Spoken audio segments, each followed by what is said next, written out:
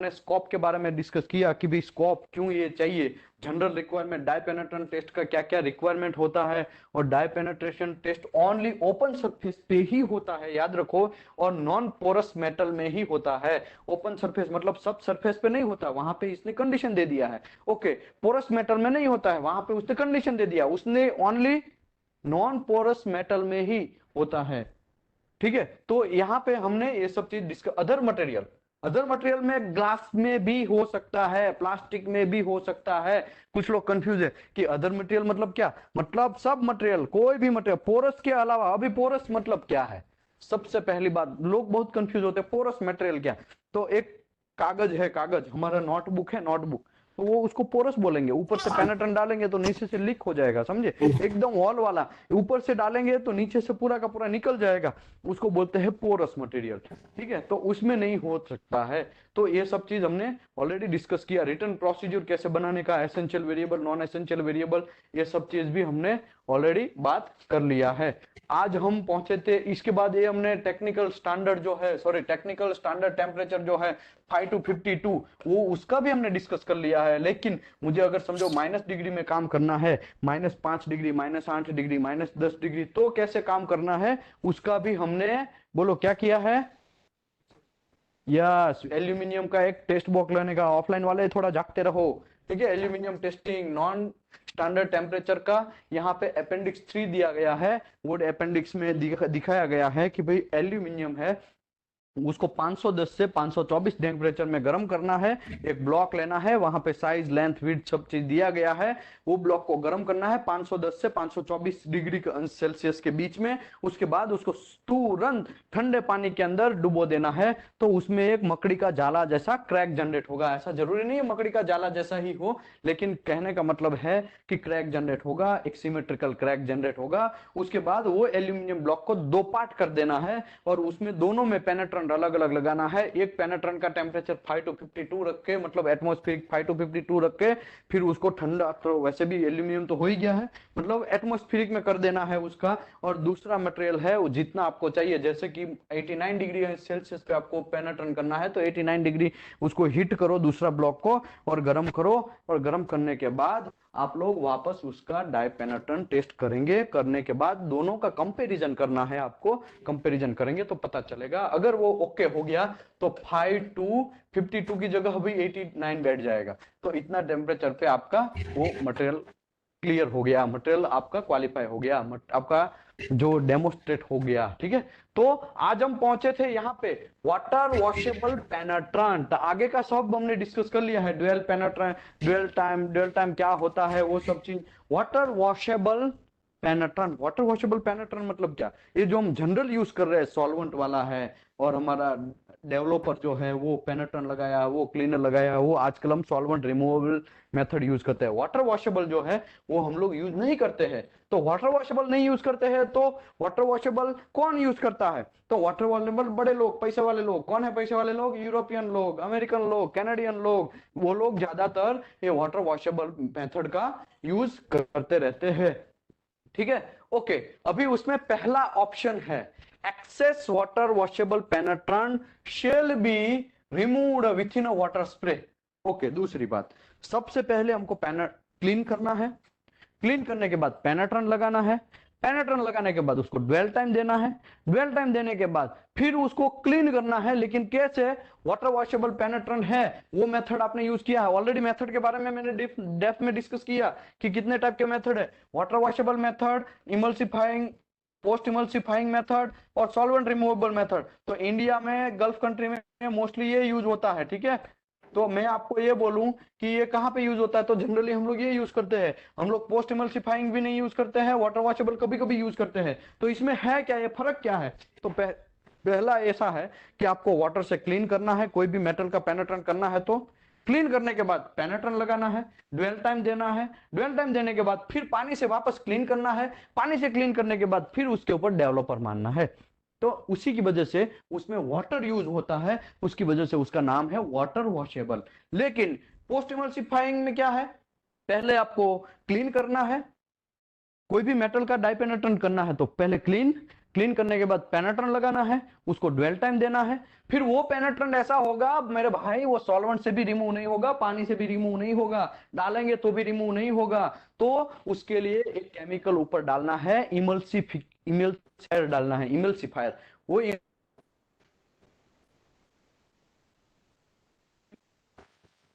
पेनेट्रेंट है, उसके साथ कोलैबोरेशन करता है, उसके साथ मार्केटिंग करता है, केमिकल लोचा लापसी करता है, जो भी समझो आप, ठीक है।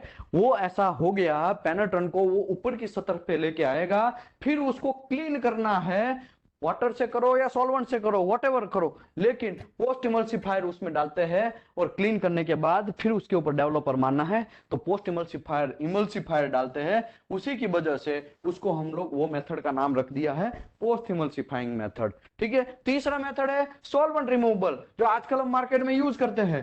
पहले पेनेट्रेंट क्लीनर से क्लीन करना है, फिर पेनेट्रेंट लगाना है, पेनेट्रेंट लगाने के बाद फिर वही सेम क्लीनर से क्लीन करना है, फिर उसके ऊपर डेवलपर मारना है। तो वो मेथड है जो आजकल हम लोग जनरल लाइफ में यूज करते हैं, उसको बोलते हैं सॉल्वेंट रिमूवेबल मेथड। ऐसा ही फ्लोरोसेंट में है, ठीक है। खाली फर्क ये है, फ्लोरोसेंट में आपको ब्लैक लाइट में करना है, ठीक है। एक अल्ट्रावायोलेट लाइट आता है, यूवीए लाइट, जो ऑलरेडी मैं एक सेशन में समझाएगा। वापस से दूसरा बैच स्टार्ट हो रहा है, ठीक है। आज ही से नाइट से दूसरा बैच स्टार्ट हो रहा है, तो उसी में आपको समझाएगा, ठीक है। तो यहाँ पे आपको मैं ये समझाना चाहता हूं कि वाटर वॉशेबल में जो वाटर यूज करते हैं मेरे भाई, वो वाटर कैसा होना चाहिए उसके बारे में डिस्कस है। पहले तो लिखा है excess water washable पेनेट्रेंट shall be removed with water spray. तो जब आपने क्लीन कर लिया, पेनेट्रेंट लगा लिया, ड्वेल टाइम दे दिया। ड्वेल टाइम मतलब क्या है? मतलब पेनेट्रेंट लगाने के बाद थोड़ा टाइम रुकना है, डिसकंटिन्यूटी के अंदर वो पेनेट्रेंट घुस जाए, उसी की वजह से आपको रुकना है, उसको बोलते हैं पेनेट्रेंट, ठीक है। सॉरी, इसको बोलते हैं ड्वेल टाइम, पेनेट्रेंट का ड्वेल टाइम। वो ड्वेल टाइम हो गया, उसके बाद क्लीन करना है। तो कैसे क्लीन करना है?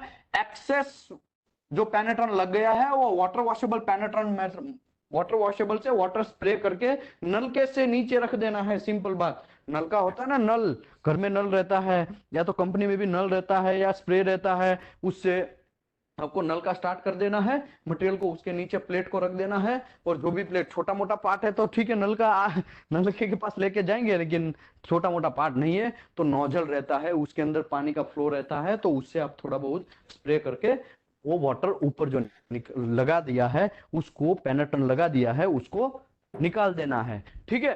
तो एक्सेस जो पेनेट्रेंट एक्स्ट्रा जो लगा है उसको निकाल देना है। तो water pressure not exceed 350 KPA, kilo pascal, ठीक है,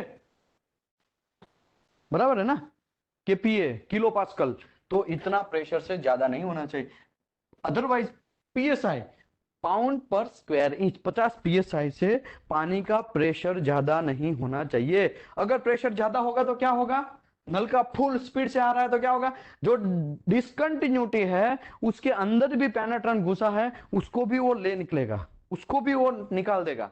समझे बात? इसके लिए आपको ध्यान रखना है, पानी का प्रेशर जो है, नल का जो स्टार्ट करते हैं तो थोड़ा ही स्टार्ट करना है, ठीक है। ज्यादा स्टार्ट कर दोगे तो प्रॉब्लम क्या होगा? पेनेट्रेंट रिमूव हो जाएगा, जो डिसकंटिन्यूटी के अंदर घुसा है। वो जो हमको वो चाहिए वही तो चाहिए, डिसकंटिन्यूटी के अंदर चाहिए। वो डेवलपर मारेंगे तो वो बाहर निकलेगा, तो कलर कलर होगा, तब तो हमको पता चलेगा। लेकिन वो प्रेशर ही आप बढ़ा देंगे पानी का, तो बहुत बड़ा प्रॉब्लम है ना। तो इसके लिए कोड ने यहाँ पे क्लियर दे दिया है, 50 पीएसआई से ज्यादा मेरे भाई कुछ भी नहीं घुसाना है। मतलब पानी का प्रेशर 50 पीएसआई से ज्यादा नहीं होना चाहिए। पीएसआई में मतलब पाउंड पर स्क्वायर इंच, उसमें नहीं समझ में आ रहा है तो 350 किलो पास्कल, उससे ज्यादा नहीं होना चाहिए। दोनों का कन्वर्ट करेंगे तो उतना रहेगा। ओके, तो water temperature shall not exceed 43 degree Celsius.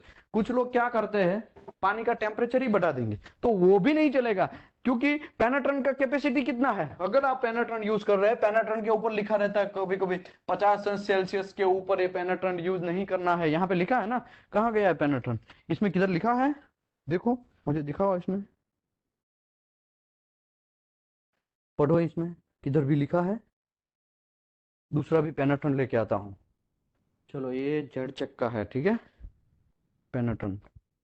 देखो इसमें क्या लिखा है, do not expose the temperature above 50 degree Celsius. कुछ कुछ में 52 लिखा है, कुछ कुछ में 80 लिखा, जो भी है। तो आपको याद रखना है, अगर पानी ही गर्म होगा तो पेनेट्रन को ले डूबेगा, पेनेट्रन को उड़ा देगा वो, समझे आप।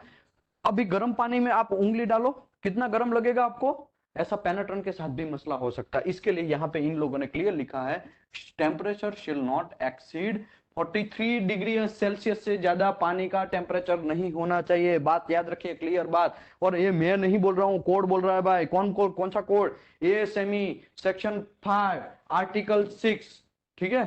ओके, आगे बढ़ते हैं। दूसरा उसने ऑप्शन क्या दिया है भाई साहब, कि चलो ऊपर वाला कंडीशन फॉलो नहीं हुआ, कि भाई आपका 50 पीएसआई से ज्यादा टेम्परेचर, 43 डिग्री से भी ज्यादा टेम्परेचर आपने कांड हो गया, मतलब क्लियर नहीं हुआ, तो यहाँ लिखा है एज अल्टरनेटिव ए, ऊपर का भी एक और ऑप्शन देता है, water washable पेनेट्रेंट may be removed by wiping with clean.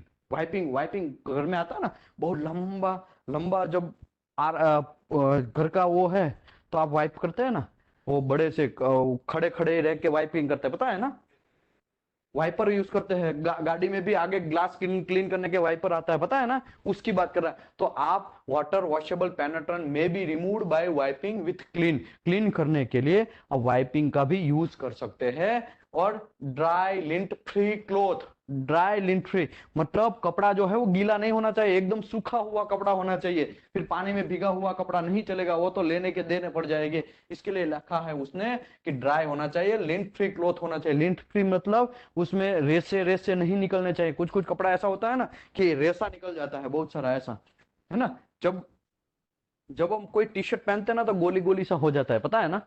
तो ऐसा नहीं होना चाहिए, ऐसा कपड़ा यूज करना है। ओके, एब्जॉर्बेंट पेपर, तो पेपर भी आप यूज करते हैं, टिश्यू पेपर आता है ना जनरली, तो टिश्यू पेपर से भी कुछ कुछ लोग तो ऐसे भी कर सकते हैं, ठीक है। Repeating the operation until the most trace penetrant have been removed, जब तक पेनेट्रेंट रिमूव नहीं होता है तब तक वो कपड़े से क्लीन करते रहना है, या तो लिंट फ्री क्लॉथ से क्लीन करते रहना है, या तो टिश्यू पेपर, जो भी अभी तो मार्केट में टिश्यू पेपर यूज इसमें नहीं होता है क्योंकि महंगा पड़ जाएगा, लेने के देने पड़ जाएंगे। इसके लिए जनरली लोग क्या करते हैं, कपड़ा ही कॉटन क्लॉथ यूज करते हैं। तो कॉटन क्लॉथ करके भी आपको ये ऑपरेशन रिपीट करना है। रिपीट मतलब एक बार साफ किया, फिर दूसरी बार साफ किया, फिर तीसरी बार साफ किया, ऐसे साफ करते रहना है जब तक सूखता नहीं है। तब कौन नहीं सूखेगा, पानी। तो पानी जब तक नहीं सूखता है तब तक आपको उससे क्लीन कर सकते हैं। अगर ये दूसरा लाइन नहीं दिया होता तो क्या होता पता है, पहला वाला लाइन में सर मैंने तो कम प्रेशर यूज किया 43 डिग्री से भी नीचे, लेकिन सूख ही नहीं रहा, तो भाई कैसे सूखेगा, ह्यूमिडिटी ही वहां पे होगा तो कैसे सूखेगा। तो उसके लिए ये दिया गया है दूसरा ऑप्शन। कभी कभी आप सऊदी में जाएंगे ना, तो सऊदी में कभी कभी इतना ह्यूमिडिटी रहेगा, इतना पसीना आएगा, आपको श्वास लेने में भी तकलीफ पड़ जाएगा।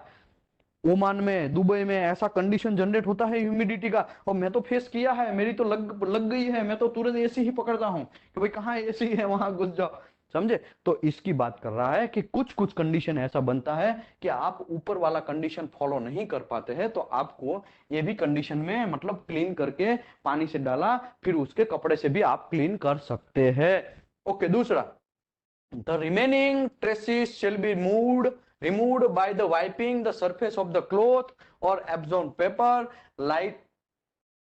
लाइटिंग मॉइस्चर्ड विथ वाटर, जैसा मॉइस्चर है जिसमें मॉइस्चर कम है वैसा वाटर से भी कर सकते हैं। Minimize removal the penetrant of discontinuity, care shall be taken to avoid the use of excess water. तो आपको भले ही आप ये सब करो, लेकिन आपको एक सबसे इंपॉर्टेंट बात क्या ध्यान रखना है कि डिसकंटिन्यूटी के अंदर का पेनेट्रेंट रिमूव नहीं हो जाना चाहिए मेरे भाई, ये बात याद रखो वरना लग जाएगी। ओके, अभी दूसरा है पोस्ट इमल्सिफायर पेनेट्रेंट। वाटर वॉशेबल तो हमने समझ लिया, सॉल्वेंट तो हमको आइडिया है ही, लेकिन पोस्ट इमल्सिफाइंग पेनेट्रेंट कौन है, ये मैं आपको बोल रहा था ना। कुछ पेनेट्रेंट ऐसे होते हैं कि वो क्लीनर से क्लीन नहीं होते हैं, कुछ पेनेट्रेंट ऐसे होते हैं वो पानी से क्लीन नहीं होते हैं, तब आपको पोस्ट इमल्सिफायर यूज करना पड़ेगा। पोस्ट इमल्सिफायर क्या है, वो एक केमिकल रिएक्शन करेगा वो पेनेट्रेंट के साथ और वाटर वॉशेबल बनाएगा, या क्लीनिंग करने के लिए वो जो क्लीनर यूज करते हैं वैसा बनाएगा वो, समझे, वो केमिकल रिएक्शन है ऐसा। ओके, तो ये कौन लोग यूज करते हैं, बड़े लोग जो पैसे वाले लोग है। कौन करता है, बोलो भाई जोर से, अमेरिकन और कैनेडियन और यूरोपियन यूरोपियन लोग ये सब चीज ज्यादा यूज करते हैं। क्यों ऐसा ये लोग यूज करते हैं? क्योंकि भाई देखो, सॉल्वेंट जो है ना, सॉल्वेंट क्लीनर, हमारे पास क्लीनर है ना, वो बहुत डेंजरस है, बहुत डेंजरस। जब उसका मैन्युफैक्चरिंग होता है तब तो बहुत सारा एटमॉस्फेरिक में पोल्यूशन क्रिएट करेगा ही, लेकिन यूज करते हैं तो ह्यूमन बॉडी के लिए भी प्रॉब्लमेटिक है। किसी को है ना खुजली आता रहता है, पता है ना, वो जब लगाएंगे ना, कोई लोग डाइपेनेट्रन टेस्ट करते हैं और क्लीनर हाथ में लगाते हैं ना, तो इचिंग होता है, ऐसा खींच खुजली आता है, तो वो भी एक प्रॉब्लम है ना। किसी को ज्यादा खुजली आ गया और फोल्ले फोल्ले हो गए तो ऐसा भी है भाई। बहुत सारे लोग, बड़े लोग हैं, जब पैसा ज्यादा होता है तो ये सब चीज सोचा जाता है। तो इन लोग ने ऐसा एक चीज निकाला ताकि ज्यादा पोल्यूशन ना हो, जब बनाने में भी कोई तकलीफ ना हो, ऐसा चीज उसने बनाया, पोस्ट इमल्सिफिकेशन पेनेट्रन। वो पेनेट्रन कैसा है? वो ऐसा पेनेट्रन है, उसमें पोस्ट इमल्सिफायर ऐड करना है और फिर निकलेगा वो, ठीक है। पानी से निकालो या फिर सॉल्वेंट जो भी है, पानी से ही जनरली लोग वहां पे निकालते हैं। तो आगे बढ़ते हैं। इसमें दो टाइप है, एक लिपोफिलिक इमल्सिफिकेशन और एक हाइड्रोफिलिक इमल्सिफिकेशन। लिपोफिलिक मतलब एक ऑयल का आता है, उसमें ऑयल बेस्ड रहता है, और हाइड्रोफिलिक में पानी बेस्ड रहता है, वाटर बेस्ड रहता है, उसमें पानी मिक्सअप रहता है वो केमिकल के अंदर, ठीक है। तो हम एक एक पॉइंट आगे बढ़ते हैं।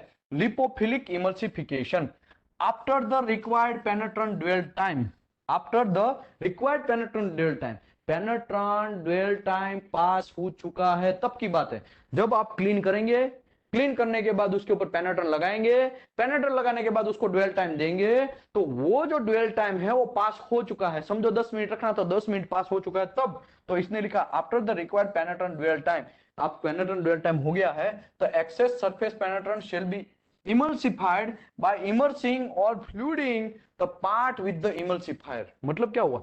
एक्सेस सरफेस ऑफ पेनेट्रेंट, तो सरफेस के ऊपर फिर हमको क्लीन करना है ना। हम लोग जनरल कैसा क्लीन करते हैं? सीधा क्लीनर हमारा क्लॉथ के ऊपर लगाते हैं और क्लीन कर देते हैं ना। इसमें ऐसा नहीं है।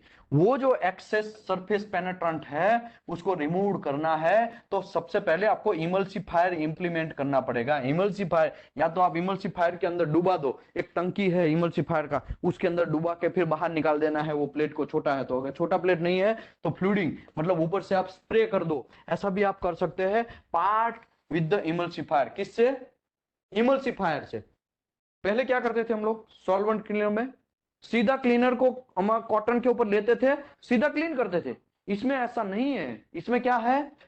उसके ऊपर क्या लगाना है? पहले तो इमल्सिफायर लगाना है। क्या लगाना है? क्या लगाना है? इमल्सिफायर लगाना है। ओके, अभी आगे बढ़ते हैं। Emulsification time is depend on the type of emulsifier and surface condition. उसको भी टाइम देना है। इमल्सिफायर हमने ऊपर लगाया है वो पेनेट्रन के ऊपर, तो उसको भी टाइम देना है। इमल्सिफिकेशन टाइम बोलते हैं उसको। इसके लिए लिखा है emulsification time is depend on the type of emulsifier and surface condition. कौन सा सरफेस कंडीशन है? रफ है या सीधा है, सादा है, प्लास्टिक है, ग्लास है, किसके ऊपर हम लोग इमल्सिफायर मतलब पेनेट्रन लगाए, इसके ऊपर हम इमल्सिफायर लगा रहे हैं, तो उसके ऊपर टाइम के ऊपर किसके ऊपर डिपेंड है? वो सरफेस कंडीशन उसका कैसा है और कौन सा इमल्सिफायर लगाया है। क्योंकि हार्ड इमल्सिफायर है तो जल्दी कर देगा, अगर लो इमल्सिफायर मतलब धीरे धीरे वो रिएक्शन करेगा तो थोड़ा टाइम ज्यादा लगेगा। और सरफेस अगर उसका अच्छा है तो जल्दी से वो चिपक जाएगा इमल्सिफायर पेनेट्रन को, और पेनेट्रन को निकाल देगा, मतलब एक्सेस जो पेनेट्रन है उसको ऊपर की सतह पे लेके आएगा। अगर ऐसा नहीं होगा तो भी यहाँ पे लिखा हुआ है, ठीक है। तो actual emulsification time shall be determined experimentally. क्या लिखा है? एक्सपेरिमेंटली। तो आपको जब आप आपकी कंपनी के अंदर डेमोस्ट्रेट करते हैं प्रोसीजर को, उसमें लिखते हैं पोस्ट इमल्सिफिकेशन भी पेनेट्रेंट हम लेके आएंगे, थोड़ा सस्ता है तो लेके आएंगे, तो आपको उसका डेमोस्ट्रेट करके वो टाइम निकालना पड़ेगा कि जब पेनेट्रेंट लगा दिया उसका ड्वेल टाइम चला गया, फिर उसके ऊपर इमल्सिफायर लगाना है, और वो इमल्सिफायर लगाने के बाद भी उसको आपको टाइम देना पड़ेगा। समझे? वो टाइम आपको एक्सपेरिमेंटली डिसाइड करना है, ठीक है।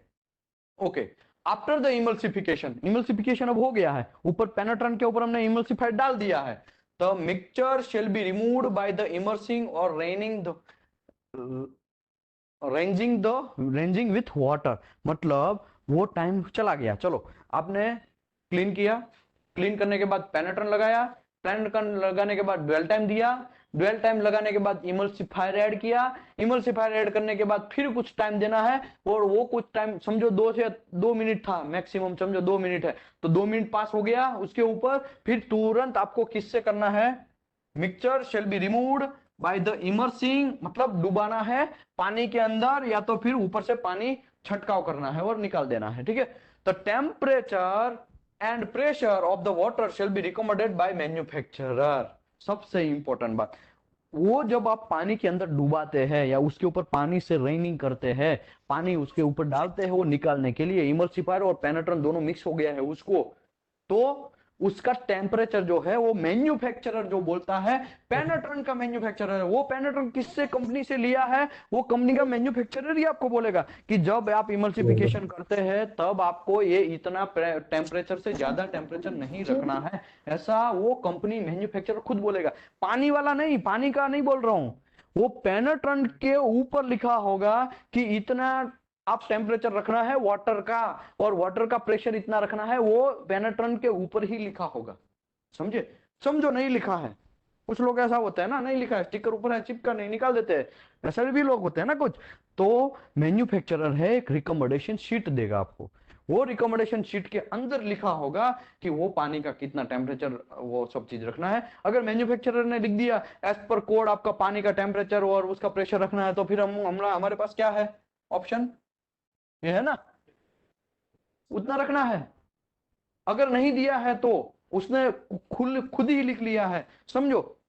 मैं आपको सिंपल एग्जांपल देता हूं, ये पेनेट्रेंट हमने पोस्ट इमल्सिफाई पेनेट्रेंट हमने यूज किया, अभी वो पेनेट्रेंट यूज करने के टाइम पे पेनेट्रेंट के ऊपर लिखा 55 डिग्री।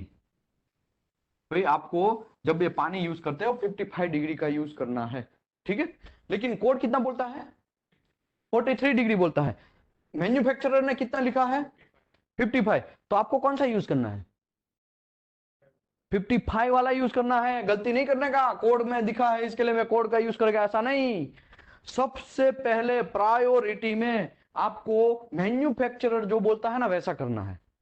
मैन्युफैक्चरर ऐसा बोलता है, मैन्युफैक्चरर मतलब किसका मैन्युफैक्चरर, एलएनटी की मैं बात नहीं कर रहा हूं, जहां से आप पेनेट्रेंट मटेरियल खरीदते हैं उसकी बात कर रहा हूं मैं। पेनेट्रेंट वाला, पेनेट्रेंट जहां से लिया वो ऐसा लिखेगा कि भाई आपको 55 डिग्री आपको वाटर का टेम्परेचर रखना है, तो आपको फिर 43 का जरूरत नहीं है, 55 रखना है। समझो वो मैन्युफैक्चरर ने ऐसा लिखा कि मुझे मेरा टेम्परेचर जो है वो 42 डिग्री ही रहना चाहिए, ठीक है। तो फिर कौन सा यूज करेंगे हम लोग, 42। मैन्युफैक्चरर ने जो बोला वो करना है, बाद में कोड। हाँ मैन्युफैक्चरर ने ऐसा लिखा है कि एज पर कोड, तब हमारे पास है कोई प्रॉब्लम नहीं, तब तो मेरे पास है कोड का लिखा हुआ, लेकिन पहले मैन्युफैक्चरर को फॉलो करना है, ठीक है। आगे बढ़ते हैं। अभी हाइड्रोफोलिक इमल्सिफायर, हाइड्रोफिलिक इमल्सिफायर में क्या है, आफ्टर द रिक्वायर्ड पेनेट्रेंट, देखो यहां पे लिखा है after the required penetrant dwell time, मतलब पेनेट्रेंट ड्वेल टाइम चला गया। अभी पहले तो ये कि इमल्सिफायर ये मेथड है क्या, बहुत सारे लोग ऐसा कंफ्यूज होंगे, जो लोग नए जुड़े हुए हैं उसको तो ऐसा कंफ्यूज होगा कि यार एक कचरा चीज है क्या पोस्ट इमल्सिफायर, ऐसा तो हमने देखा देखा इसके लिए नहीं मेरे भाई, यहाँ पे कम यूज होता है, लेकिन आप जब लेवल 2 करते हैं, लेवल 3 करते हैं, तब आपको ये पता होना चाहिए। पेनेट्रन में 3 टाइप है, वाटर वॉशेबल पेनेट्रन, पोस्ट इमल्सिफायर, और तीसरा मेथड सॉल्वेंट क्लीनर। हम लोग तो सॉल्वेंट क्लीनिंग मेथड ही यूज करते हैं, वो क्लीनर वो डब्बे में आता है और एक कैन में लेके, व्हाइट कलर के कैन में लेके आते हैं, तो इसमें सीधा लगा के घुसा के निकाल देते हैं, तो वो एक अलग मैटर है कि आप लोग वो यूज कर रहे हैं। बाकी ऐसा भी है कुछ कुछ पेनेट्रन ऐसे सस्ते हैं कि वो आपका क्लीनर से नहीं निकलेगा, पानी से नहीं निकलेगा, समझे। वो इमल्सिफिकेशन पेनेट्रेंट है, तो उस टाइम पे आपको उसके ऊपर अलग से एक केमिकल डालना पड़ेगा, इमल्सिफायर। इमल्सिफायर डालेंगे तो वो पेनेट्रेंट है, वो इमल्सिफायर और पेनेट्रेंट दोनों मिक्सअप होके ऐसा एक कोलैबोरेशन बनाएगा, ऐसा एक केमिकल रिएक्शन जनरेट करेगा, तो ताकि वो पानी से या क्लीनर से फिर क्लीन हो जाए। समझ, जनरली तो पानी ही यूज करते हैं लोग, ठीक है, तो इसमें कोई दिक्कत नहीं होना चाहिए।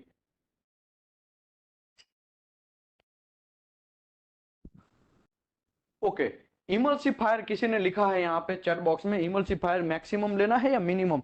याद रखो भाई, मिनिमम यूज करना है, अगर ज्यादा आप यूज कर देंगे तब प्रॉब्लम, ज्यादा कर लेंगे तो वो तो डिसकंटिन्यूटी के अंदर का पेनेट्रेंट है उसको भी निकाल देगा वो। इमल्सिफायर के याद रखना है कि मिनिमम को जनरली फॉलो करना है। मिनिमम लिखा है 2 मिनट, मैक्सिमम है उसका 4 मिनट, तो आपको 2 मिनट का, या ट्राई करिए 2 मिनट वाला फॉलो करने का, ठीक है। बाकी 2 से 4 के बीच में फिर आप 5 मिनट नहीं यूज कर सकते हैं, ठीक है। आप 1 मिनट भी यूज नहीं कर सकते, लिमिट दे दिया है तो नो प्रॉब्लम, ठीक है।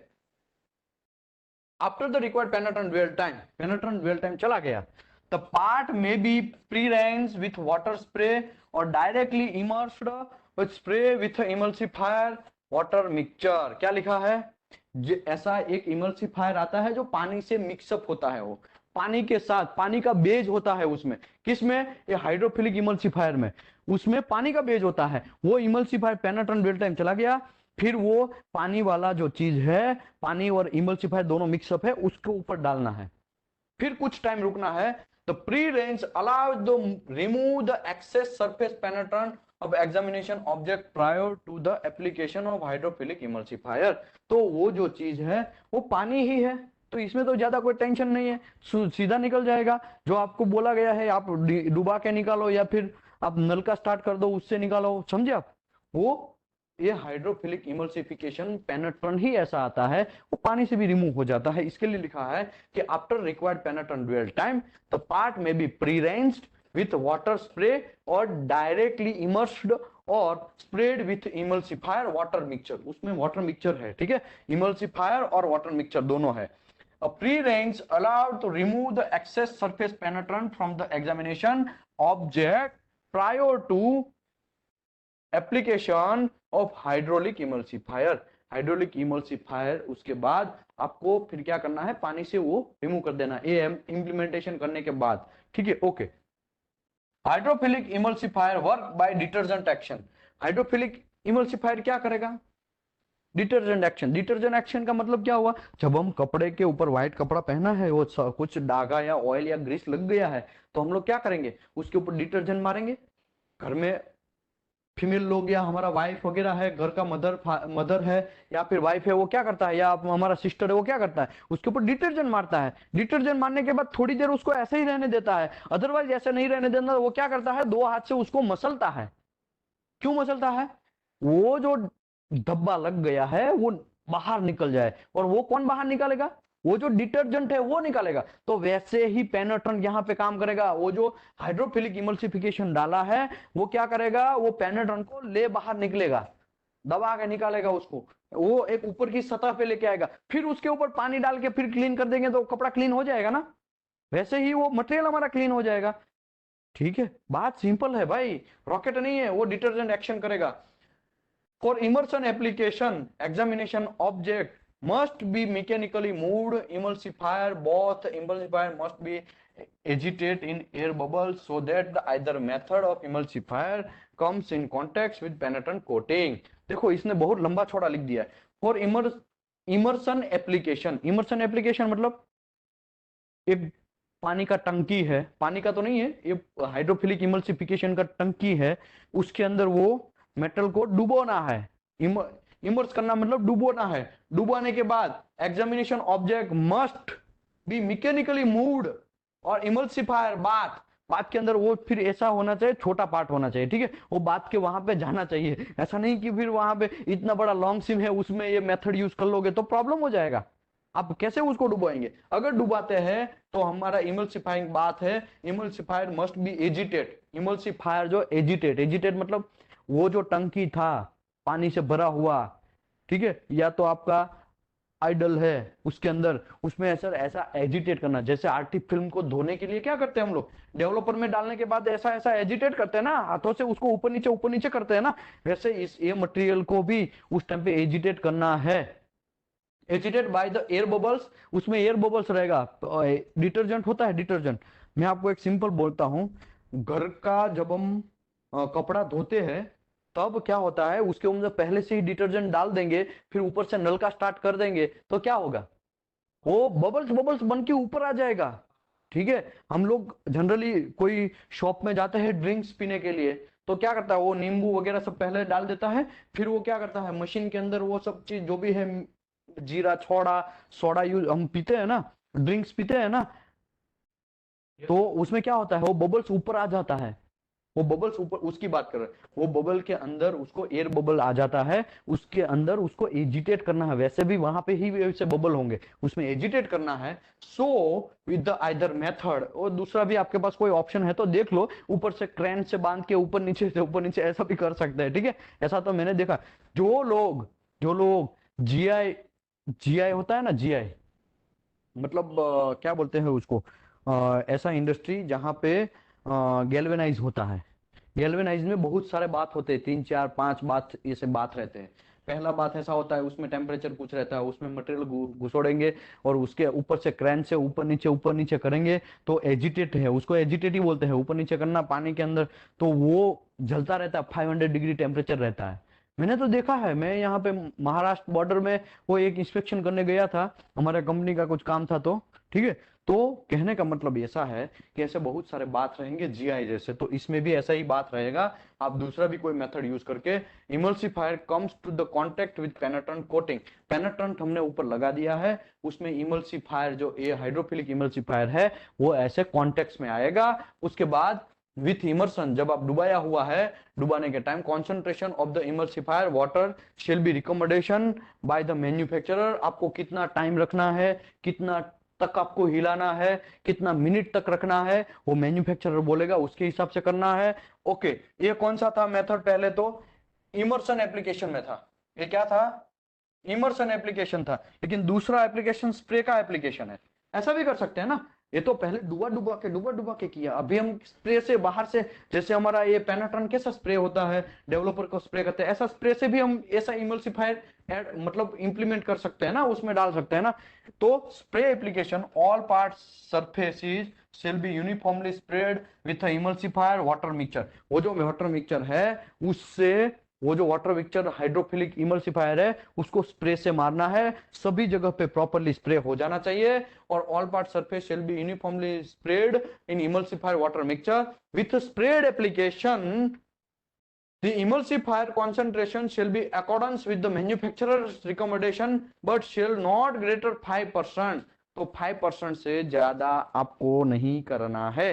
याद रखो, कुछ चीज ऐसा होता है कि कुछ मेटल ज्यादा नहीं गिर जाना चाहिए, ज्यादा गिर जाएगा तो वो डिस्कंटिन्यूटी को भी बाहर निकाल देगा, डिस्कंटिन्यूटी के अंदर का जो पेनेट्रेंट है वो पेनेट्रेंट को वो बाहर निकाल देगा। इसी की वजह से आपको ये भी ध्यान रखना है, the final step after the emulsification, water immersion हो या वाटर स्प्रे रेंज किया हो, रिमूव द इमल्सिफायर पेनेट्रेंट, फिर लास्ट में हमको वो पेनेट्रेंट को निकाल देना है।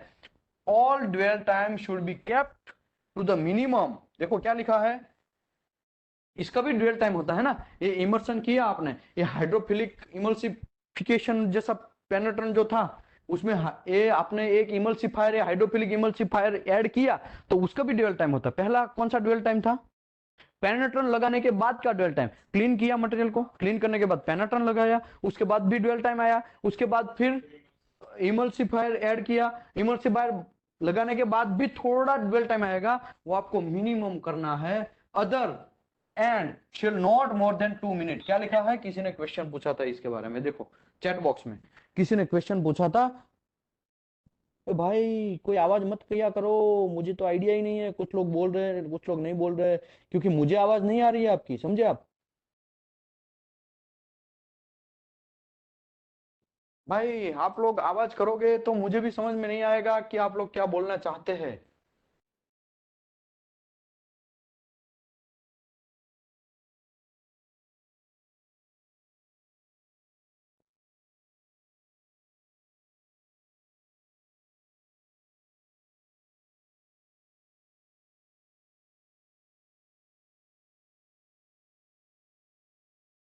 भाई मेरी आवाज आ रही है, चैट बॉक्स में डालिए प्लीज, मेरी आवाज आ रही है।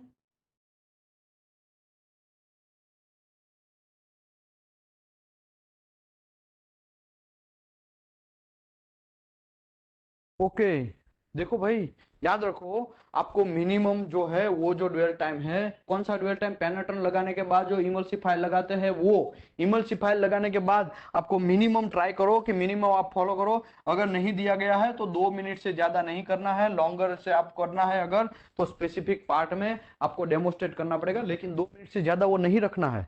याद रखो, रख दिया तो क्या होगा, पेनिट्रेंट के साथ कौन सा डिसकंटिन्यूटी के अंदर जो पेनिट्रेंट घुसा है उसको भी निकाल देगा, तो वो ऐसा नहीं करना है, ठीक है। Okay, pressures water emulsifier and water spray and temperature water emulsifier shall be accordance with the requirement of water washable penetrant। water washable penetrant में जो requirement दिया गया है प्रेशर का, टेम्परेचर का, वो सब चीज भी आपको फॉलो करना है। ओके, ये ड्यूअल टाइम ऑलरेडी मैं पिछली बार समझा दिया है, राइट। इसमें ज्यादा कुछ नहीं है, फिर भी बोल देता हूं जल्दी से। कोई भी मटेरियल है, कौन से फॉर्म में है, कौन सा डिसकंटिन्यूटी ढूंढ सकता है वो, और इसके लिए यहाँ पे लिखा है मिनिमम ड्वेल टाइम, ये टेबल है। जनरली कुछ लोगों के पास ये इंफॉर्मेशन नहीं रहता है, तो कोड आपको कुछ चीज रिकमेंडेशन करता है कि भाई आप एल्यूमिनियम में, मैग्नीशियम में, स्टील में, ब्रास में, या तो फिर ब्रॉन्ज में या टिटेनियम में हाई टेम्परेचर में, कोई भी टेम्परेचर में, हाई टेम्परेचर मतलब कुछ चीज के हाई टेम्परेचर में आप जब डीपीटी कर रहे हैं और उसमें आप कास्टिंग और वेल्डिंग है, तो उसमें आपको मिनिमम 5 मिनट रखना है ड्यूअल टाइम, ठीक है। ओके, दूसरी बात, कोई अलॉयस है तो आपको वो फ्यूजन और क्रैक वगैरह सब फाइंड करना है, तो आपको 10 मिनट रखना है, ठीक है। रॉट मटेरियल है, एब्रेसिव फोर्जिंग, लैप्स, क्रैक, वो सब चीज के लिए 10 minute. Okay, carbide, trips tools है, प्लास्टिक है, ग्लास है, सिरेमिक्स है, उस सब चीज के लिए 5-5 मिनट ड्यूअल टाइम रखना। किसका ड्यूअल टाइम? पेनिट्रेंट लगाने के बाद का ड्यूअल टाइम, ठीक है। ओके, तो ये सब चीज रखना है। ओके, टेम्परेचर कितना रखना है? 10 से 52। लेकिन स्टैंडर्ड टेम्परेचर कौन सा है? स्टैंडर्ड टेम्परेचर है 5 to 52। लेकिन ये भाई साहब ऐसा बोल रहे हैं, ये जो ड्वेल टाइम है वो 10 to 52 के लिए है, ठीक है। 10 to 52 डिग्री सेल्सियस के लिए है। तो हम लोगों को अगर 5 to 10 के बीच में जाना है ड्वेल टाइम, अगर समझो मेरा 6 डिग्री का टेम्परेचर है, उस मटेरियल में आपको डीपीटी करना है, तो ये सभी चीज डबल हो जाएगा। 5 into 2, 10 into 2, 5 into 2, ये सब ड्वेल टाइम डबल हो जाएगा, ठीक है। इसमें लिए नॉट लिखा है, ये 10 मिनट यहाँ पे हो जाएगा, ये 10 मिनट, इसका 20 मिनट, ये 10 मिनट, ये 10 मिनट, ये 10 मिनट, ये 10 मिनट। क्यों? कब? जब 5 to 10 degree minimum dwell time shall be twice time of the valuable listed. मतलब आपको 5 से 10 डिग्री करना है, ये 5 to 10 डिग्री सेल्सियस का आपको डीपीटी करना है, तब आपका टेम्परेचर ये हो जाएगा। तो आपको ये सब चीज लिख लेना चाहिए। अगर आपको पता नहीं है कि किस में कितना ड्वेल टाइम लेना है, तो ओके, ये क्या लिखा है किसमें? Penetrant from discontinuity shall come out then. Okay, then आपको प्रोसेस रिपीट करना है। आपका ये पेनिट्रेंट मेथड जो आपने अभी जो किया वो फेल हो गया, आपको अगेन डीपीटी करना पड़ेगा, ठीक है। आगे बढ़ते हैं। सॉल्वेंट रिमूवेबल पेनिट्रेंट, सॉल्वेंट रिमूवेबल तीसरा, पहला कौन सा था? Water washable. उसमें टेम्परेचर कितना रखना था वाटर का? 43 डिग्री सेल्सियस, और कुछ उसने प्रेशर भी दिया था, वो प्रेशर से ज्यादा नहीं जाना चाहिए था। उसके बाद पोस्ट इमल्सिफिकेशन मेथड हम समझे। इसके बाद तीसरा मेथड है सॉल्वेंट रिमूवेबल मेथड। और सॉल्वेंट मेरे को लगा मार के आता हूँ धार। 1 मिनट थोड़ा रुक जाओ, मैं थोड़ी देर में 2 मिनट में आता हूँ। ये सब चीज लिख लो भाई, ये लिख लो आप।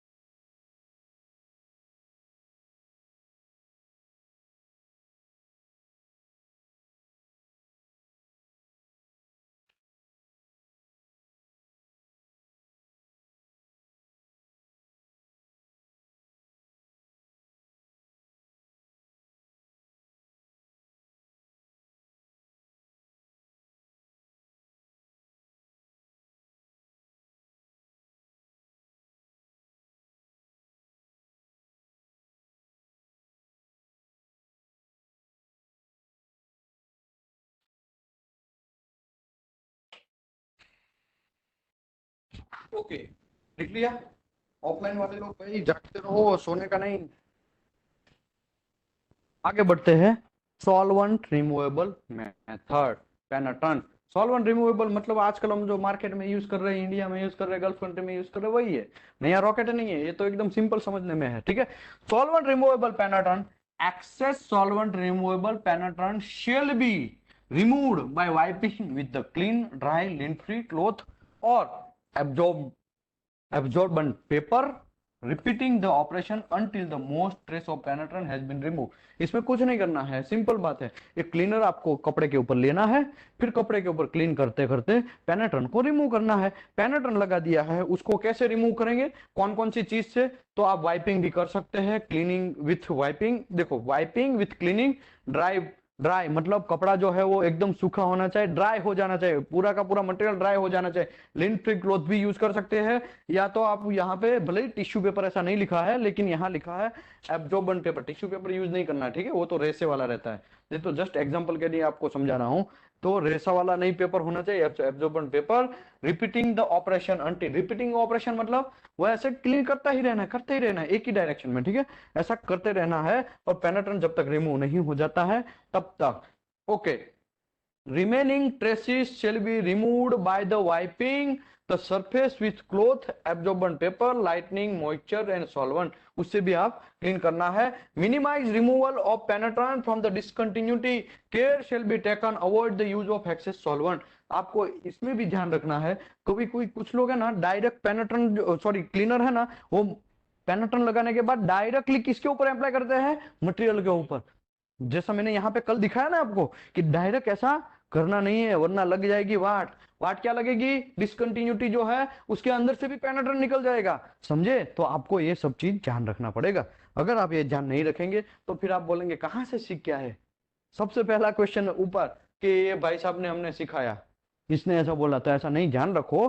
कोड में भी ये सब चीज वर्ड एकदम क्लियर लिखा है, एकदम ट्रेस के साथ। ट्रेस क्या, ट्रेस मतलब क्या है, शेल बी वर्ड यूज किया है। देखो, शेल बी का मतलब, शेल का मतलब, मस्ट का मतलब, आपको वैसा ही करना है।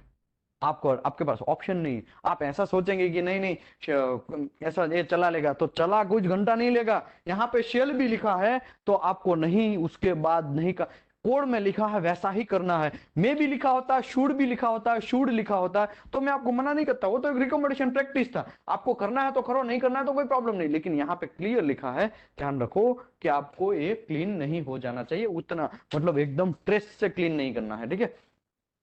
Flushing the surface of the solvent following application penetrant prior to the developing is prohibited। Flushing भी नहीं करना है। देखो, flushing the surface with solvent क्या लिखा है, वार्निंग क्या लिखा है, वार्निंग में वार्निंग क्या लिखा है, देख दो, एकदम क्लियर वार्निंग लिखा है। Flushing the surface with solvent, solvent मतलब वो क्लीनर, वो फ्लश सीधा उससे फ्लश नहीं कर देना, ऐसा ऊपर डाल के सीधा पूरा निकल जाएगा, ऐसा नहीं करना है। फ्लशिंग, वार्निंग है कि flushing the surface with solvent following application of penetrant and prior to the developing, develop करने से पहले आपको flushing the surface with solvent is prohibited. क्या लिखा है, प्रोहिबिटेड। प्रोहिबिटेड का मतलब क्या है, करना ही नहीं है। आपके पास आप कुछ करेंगे तो आपके ऊपर क्या फटेगा, एनसीआर फटेगा। एनसीआर नहीं फटेगा, कोई देखने वाला नहीं है तो एनसीआर, खुद ही आप टेक्नीशियन है, अदरवाइज खुद ही लेवल 2 है और आपने ऐसा कर दिया तो एनसीआर तो नहीं फटेगा, लेकिन आपको कोई डिसकंटिन्यूटी नहीं मिलेगा, जो था फिर भी नहीं मिलेगा। समझो एग्जाम्पल के तौर पर वहां पे क्रैक है, ठीक है, फिर भी ऐसा आप कर दिया तो क्या होगा, वो क्रैक नहीं निकलेगा, नहीं मिलेगा, फिर वो प्रोसेस में जाएगा, वो इक्विपमेंट प्रोसेस में जाएगा, वहां पे अंदर से सल्फ्यूरिक एसिड ही जाने वाला है, समझो। और सल्फ्यूरिक एसिड जाना स्टार्ट कर दिया एक आध साल या फिर कुछ टाइम के बाद वो जॉइंट फटेगा और वहां पे अगल बगल के लोग सब मर जाएंगे, तो आप मर्डरर बन गए देखा जाए तो कितना सीरियस है ये, बहुत सीरियस है। कुछ लोग ऐसा बोलेंगे यार ऐसा क्यों बोल रहे, भाई ऐसा वर्ड में ही क्लियर लिखा है कोड ने, तो भी हम लोग फॉलो नहीं करते हैं। इंडिया में सबसे बड़ा प्रॉब्लम यह है कि कोड आपको लिख के देता है फिर भी हम लोग फॉलो नहीं करते हैं। बोलो, ये सब गलत बात है मेरे भाई, आपको ऐसा नहीं करना चाहिए। आपको क्लियर लिखा है तो उसी को फॉलो करना चाहिए। Drying after excess penetrant removal, अभी हम लोग पेनेट्रेंट रिमूवल करना है, ड्राइंग तक पहुंच गए, ठीक है। 3 मेथड, क्लीनिंग का हमने काम कर लिया, अभी drying after excess penetrant removal, drying करना है। पेनेट्रेंट रिमूवल हो गया, कौन सी मेथड से, 3 मेथड से। पहला वाटर वॉशेबल से किया, समझो वो आपके पास नहीं है तो पोस्ट इमल्सिफिकेशन मेथड, समझो वो भी नहीं है तो सॉल्वेंट क्लीनर, समझे। ये तीनों से हमने क्लीन तो कर लिया पेनेट्रेंट को, उसके बाद क्या, तो पहला ऑप्शन इसमें ऐसा है, फॉर वाटर वॉशेबल और पोस्ट इमल्सिफाइंग टेक्निक से आपने समझो क्लीन किया।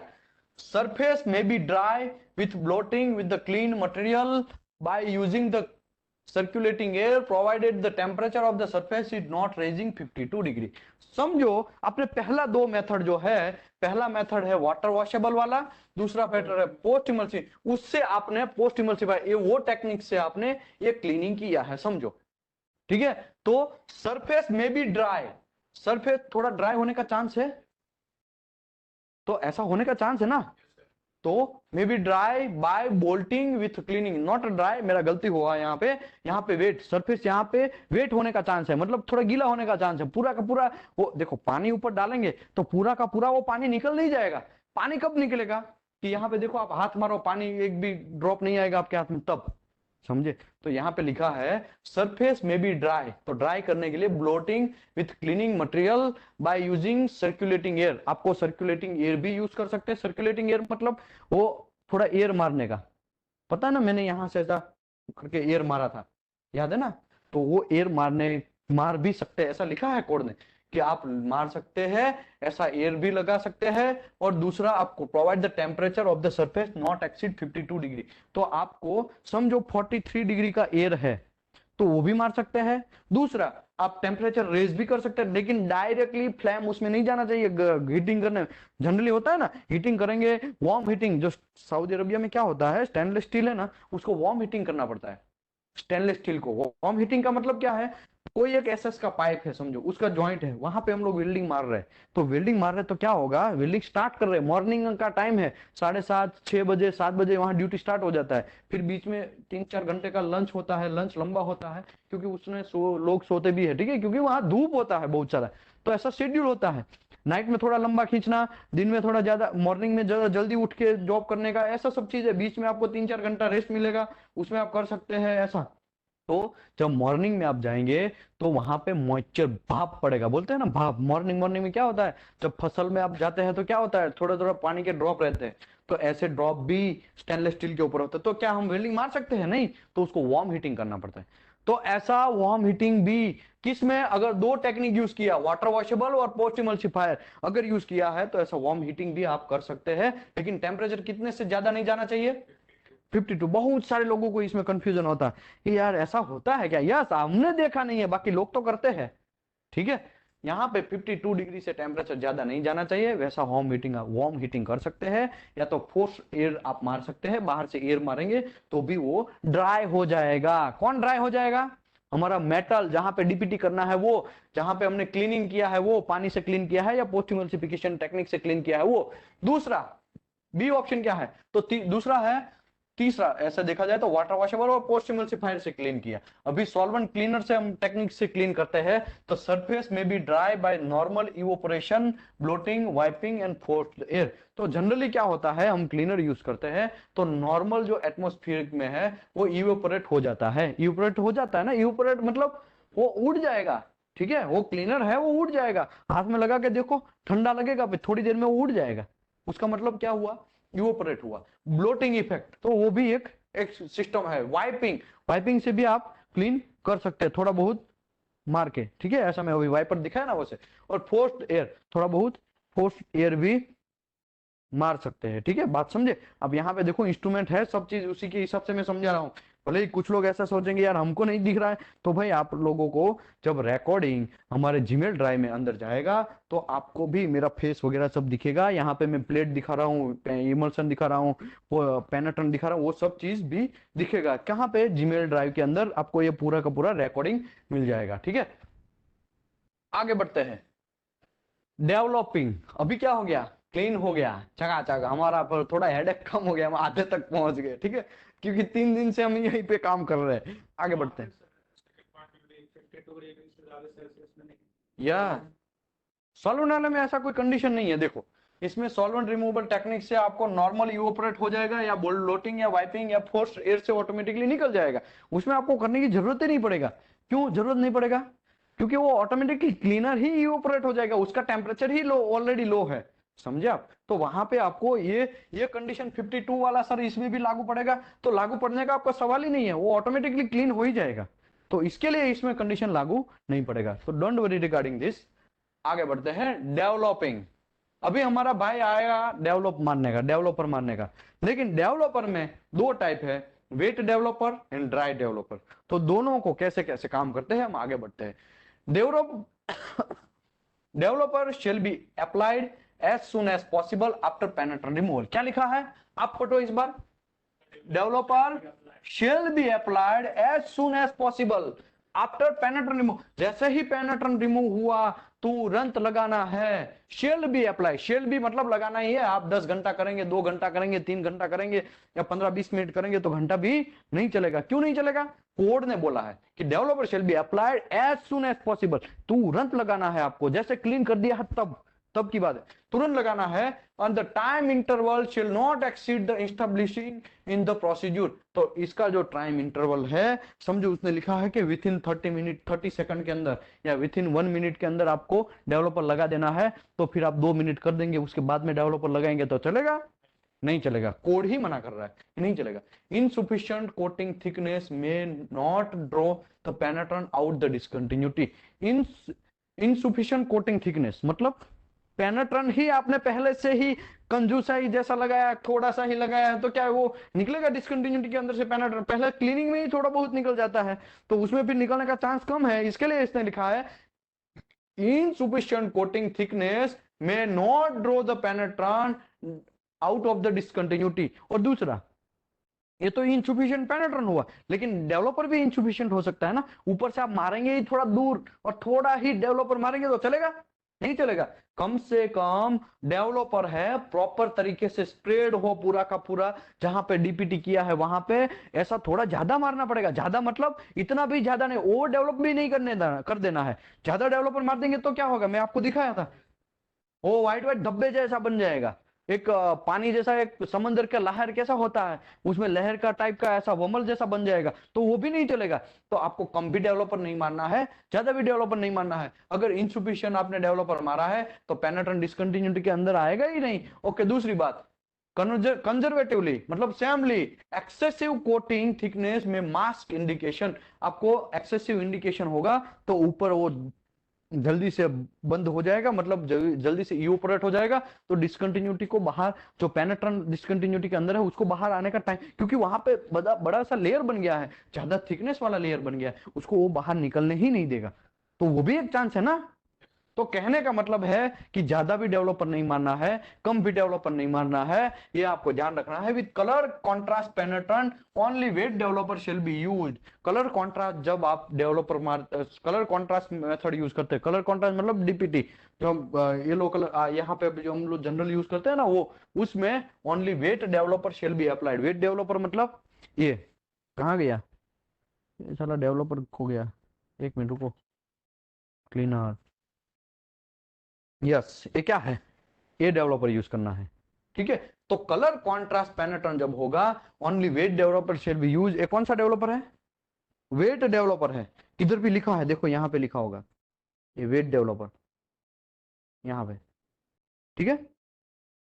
ओके, अभी वेट डेवलपर यूज करना है विथ फ्लोरोसेंट। जब आप यूज करते हैं पेनिट्रेंट, वेट एंड ड्राई डेवलपर में भी यूज, दोनों यूज कर सकते हैं, फ्लोरोसेंट में दोनों यूज कर सकते हैं। लेकिन जब कलर कॉन्ट्रास्ट यूज करते हैं, हम लोग विजिबल वाला मेथड यूज करते हैं, उसमें वेट डेवलपर ही यूज करना है। ओके, अभी तो हमको यहां से ऐसा पता चला कि हम लोगों का डेवलपर के 2 टाइप है, एक वेट डेवलपर, एक ड्राई डेवलपर, राइट। तो ये दोनों डेवलपर है, उसके बारे में एक एक के बारे में थोड़ा डेप्थ में जाते हैं, थोड़ा समझते हैं क्या कांड हो रहा है, क्या क्या नहीं हो रहा है, सब देखते हैं। Okay, dry developer application. Dry developer मतलब सूखा, ठीक है, पाउडर जैसा, टेल्कम पाउडर, वो लड़कियां लोग लगाती है ना, वो ऐसे मुंह पे लगा के ऐसे ऐसे मुंह पे लगाती है ना, उसकी बात कर रही है। ऐसा भी डेवलपर आता है। Dry developer shall be applied only to the dry surface of the soft brush. आप ब्रश से भी लगा सकते, ब्रश के ऊपर ड्राई पाउडर ले लो। वो जनरली होता है ना, हम बाल कटाने जाते हैं तो वो क्या होता है, उसके ऊपर एक छोटा सा कुछ रहता है ब्रश, उसके ऊपर बहुत सारा पाउडर लेता है, फिर वो जहां पे बाल काटा है वहां पे लगा देता है ना। वैसा भी आप डेवलपर अप्लाई कर सकते हैं। Hand power bulb, hand power bulb, आपके पास एक पावर बल्ब जैसा, एक बल्ब जैसा कुछ चीज रहेगा, उसके अंदर वो पाउडर भरा हुआ है। जनरली हम लोग बोलते हैं ना, टेल्कम पाउडर कैसे आता है, वो पाउडर घर में हम लोग मुंह पे लगाना है, फोड़ला फोड़ला पीछे हुआ, तो वो पाउडर कैसे में आता है, वो डब्बी में आता है ना। वैसा डब्बी में भी आ सकता है ना ऐसा डेवलपर। वो फिर ऐसे ऊपर से ऐसा डालने का, जैसे हम खाने में जाते हैं खाना खाने, तो नमक कैसे डालते हैं हम खाने में, वैसा भी डेवलपर आता है ना, तो उसको बोलते हैं हैंड पावर बल्ब, ऐसा भी हो सकता है। और पाउडर गन में भी आ सकता है। और अदर मीन्स आपको जैसा सूटेबल, जैसा रिक्वायरमेंट है उसके हिसाब से भी आप उसको ले सकते हैं। Provide the powder dusted evenly over the entire surface being examined, तो पूरा का पूरा सरफेस के ऊपर ऐसा छांट देना है डेवलपर को, समझे? स्प्रे की बात नहीं कर रहे हम लोग ड्राई डेवलपर की बात कर रहे हैं, पाउडर फॉर्म में आएगा उसकी बात कर रहे हैं। आप वो डेवलपर को कैसे ब्रश के ऊपर भी ले सकते हैं और सब जगह लगा सकते हैं। दूसरा, आप ऐसा हैंड बल्ब के अंदर भी रख सकते हैं, सॉफ्ट ब्रश के अंदर, पाउडर गन के अंदर, गन से भी ऊपर से ऐसा डाल सकते हैं। उसके बाद अदर मीन्स जितना जैसे भी आपको रिक्वायरमेंट के हिसाब से उसमें भी आप रख सकते हैं। Provide the powder in dust evenly and over the entire surface being examined, जहां पे सरफेस का एग्जामिनेशन करना है वो सब जगह पे आपको वैसा डेवलपर लगाना है। ये आपने देखा नहीं है, इसके लिए थोड़ा कंफ्यूजन होगा, लेकिन मैं ट्राई कर रहा हूँ जैसे बाल काटते हैं ना वैसा समझाने का। जो लोग बाल काटते हैं तो कैसे वो ब्रश के ऊपर लेते हैं वो पाउडर, फिर हमारे आगे पीछे लगा देते हैं। वो क्यों? जो हमको जलन ना हो, जलन कम महसूस हो, थोड़ा अच्छे से दिखे, ठीक है, ऐसा इसकी वजह से। आगे बढ़ते हैं। वेट डेवलपर एप्लीकेशन, पहला ड्राई डेवलपर समझ लिया कि कैसे अप्लाई करना है, और वेट डेवलपर कैसे अप्लाई करना है उसके बारे में। Prior to the apply suspension type of wet developer to the surface, the developer must be thoroughly agitated the ensure the adequate dispersion of suspended particle। तो आपको याद रखना है कि ये जो dry developer sorry wet developer आप apply करते हैं, prior to the apply suspension type of developer to the surface, आप जब अप्लाई करने से पहले तो developer must be thoroughly agitated, मतलब क्या है? लाओ ये डेवलपर, ये हम ऐसा करते हैं, ये आवाज आता है ना ऐसे, समझे? ऐसा दोनों साइड एजिटेट होना है। कभी कभी बीच में मैं ऐसा भी राउंड में घुमाता हूँ, पता है ना उसका रीजन क्या है? यहाँ पे लिखा है इसके लिए मैं कर रहा हूँ, नहीं लिखा होता तो क्या होता, खाली बोले हमें क्या, खाद खाद लगा दिया ऐसा। लेकिन ये एजिटेट आपको करना है, अंदर जो है गोटी है वो गोटियां दोनों साइड से बजना चाहिए, ठीक है? ओके, डिस्पिरेशन सस्पेंडेड पार्टिकल्स, दोनों साइड से वो आवाज आनी चाहिए, ऐसा यहाँ मतलब आप आपकी लैंग्वेज में समझो, बाकी कहना तो यही चाहता है और कुछ नहीं है, ठीक है? आगे बढ़ते हैं। उसमें एक्वास डेवलपर है, नॉन एक्वास डेवलपर है। तो एक्वास डेवलपर ये कौन सा डेवलपर है, थोड़ा मुझे बोल सकते हैं आप? कहां पे लिखा है, क्या लिखा है? Non aqueous developer. तो वो डेवलपर जो है ना हमारे हाथ में वो ये है। ओके, पहले तो एक्वास डेवलपर का डिस्कस कर लेते हैं, बाद में नॉन एक्वास के ऊपर जाते हैं। Aqueous developer may be apply to either the wet और ड्राई सरफेस, तो दोनों जगह पे हम अप्लाई कर सकते हैं। वेट सरफेस है उसके ऊपर भी, ड्राई सरफेस है उसके ऊपर भी, ठीक है? Either wet and dry surface. It shall be apply to the dipping मतलब ऊपर से छटकाव करना। वो ड्रॉप ड्रॉप गिरता है ना, बारिश कैसे गिरता है, ड्रॉप ड्रॉप थोड़ा थोड़ा थोड़ा थोड़ा गिरता रहता है, वैसे वैसे भी आप डिपिंग भी कर सकते हैं, ब्रशिंग कर सकते हैं। ब्रश के ऊपर लेके, मैं आपको समझाया ना ऊपर, ब्रश के ऊपर लेके फिर वो पाउडर लगा सकते हैं, वैसा ब्रशिंग भी कर सकते हैं, स्प्रेइंग भी कर सकते हैं, डायरेक्टली स्प्रे भी कर सकते हैं। कौन सा? नॉन एक्वास, जो हम लोग अभी यूज नहीं करते हैं, ये बड़े लोग करते हैं। कौन लोग करते हैं? बड़े बड़े कौन है? अमेरिका वाले लोग, ठीक है, यूरोपियन लोग, ठीक है, कैनेडियन लोग, वो सब चीज लोग ये सब चीज यूज करते हैं। ओके, अदर मींस आपको जैसे provided thin coating obtain over the entire surface being examined, जहां पे आपका सरफेस एग्जाम करना है उसमें इसके हिसाब से यहाँ पे लिखा हुआ, ब्रशिंग से कर सकते हैं, डिपिंग कर सकते हैं और स्प्रेइंग से कर सकते हैं, और भी आपके पास अच्छा खासा कोई ऑप्शन है तो अदर मीन्स आप दूसरे कोई भी रास्ते से उसको अप्लाई कर सकते हैं। किसको? डेवलपर को, एक्वास डेवलपर को, ठीक है? ओके, अभी क्या लिखा है? ड्राइंग टाइम में be decrease by using the warm air. Drawing time आपको डिक्रीज करना है। कभी कभी क्या है, डेवलपर लगा देते हैं तो सूखा सूखा धीरे धीरे धीरे धीरे धीरे धीरे फिर ड्राई होता है, पता है ना? वो ड्राई होता दिखेगा आपको, आंखों से दिखेगा वो, तो वो आप वार्म एयर से, मतलब थोड़ा बहुत ऊपर से थोड़ा दूर से, ध्यान रखो कि उसके ऊपर डायरेक्टली इफेक्ट ना हो, ऐसा भी आप एयर मार के भी थोड़ा उसको वार्म हीटिंग करके भी डिक्रीज कर सकते हैं वो टाइम। किसका टाइम? Drawing time. डेवलपर लगाने के बाद मैं आपको डेवलपर लगाया हुआ दिखाता हूं, तब जाके थोड़ा आइडिया आएगा। देखो ये है डेवलपर, मैं लगाता हूं, देखो ये जो अभी सूख रहा है, धीरे धीरे सूख रहा है, धीरे धीरे दिख रहा है, अभी धीरे धीरे वो कम होता जाएगा, कम होता जाएगा, फिर वो ड्राई हो जाएगा। तो इसकी बात कर रहा है, ठीक है? ये क्या लिखा है? ड्राइंग टाइम में be decrease by using warm air. अभी मैं एयर मारता हूं मेरे मुंह से,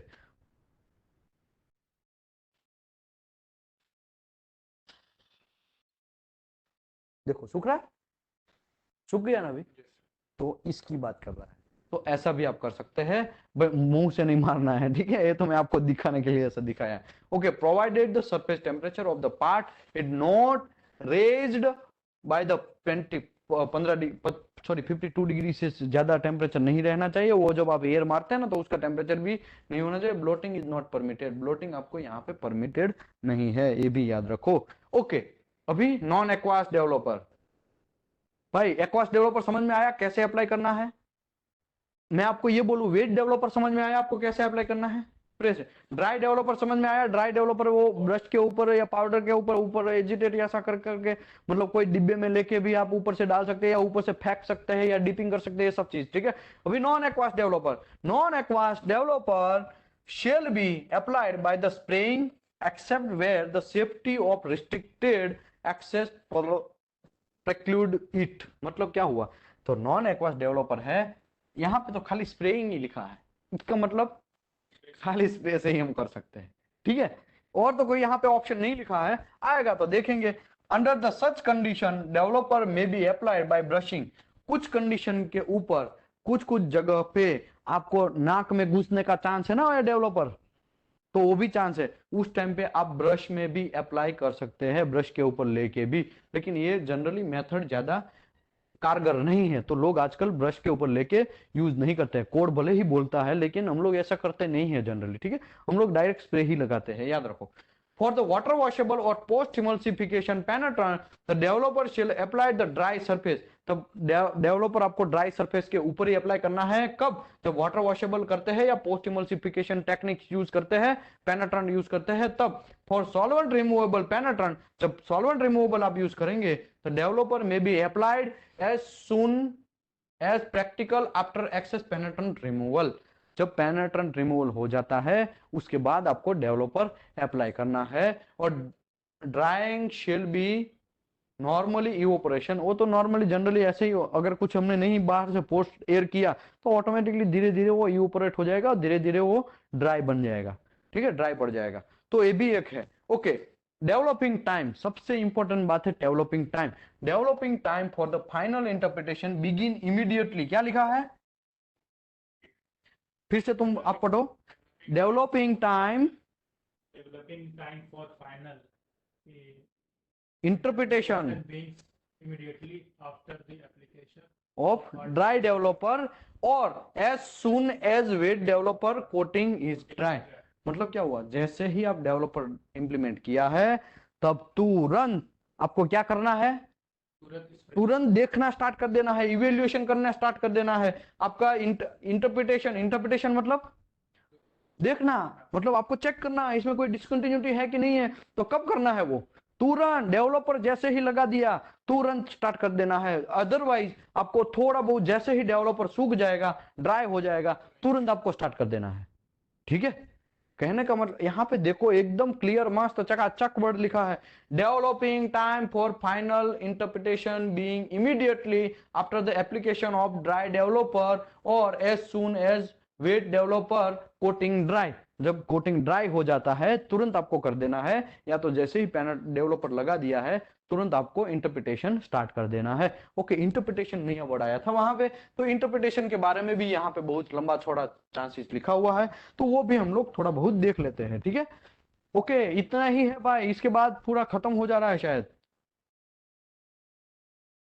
इसके बाद यहाँ पे खत्म हो जा रहा है। तो अभी हमारे पास 2 ही पेज बचे हैं, ठीक है, तो डोंट वरी रिगार्डिंग दिस। अभी 2 पेज में हम लोग सेशन को फिनिश करते हैं और यहाँ पे हमारा एएसएमई सेक्शन 5 आर्टिकल 6 फिनिश होता है। लेकिन थोड़ा रुक जाइए, 2 पेज थोड़ा बहुत कर लेते हैं, बहुत टफ नहीं है, ज्यादा इजी ही है।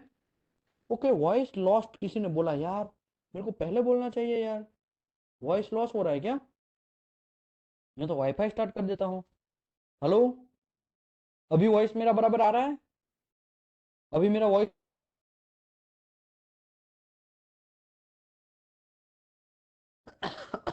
okay, final interpretation shall be made not less than 10 minutes, more than 60 minutes।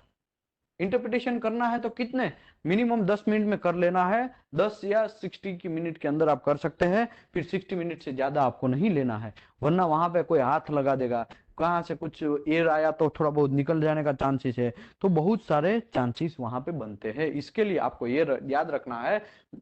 देखो क्या लिखा है, final interpretation shell be word आया, मतलब यही करना है। आपके पास कोई ऑप्शन, सर मैं तो 5 मिनट में करके आ गया तो घंटा नहीं चलेगा, सर मैं 1 घंटा थोड़ा दूसरा काम करके आता हूँ, डेवलपर लगा दिया है, बाद में मैं 1 घंटे के बाद वो चेक कर लेता हूँ, तो चलेगा?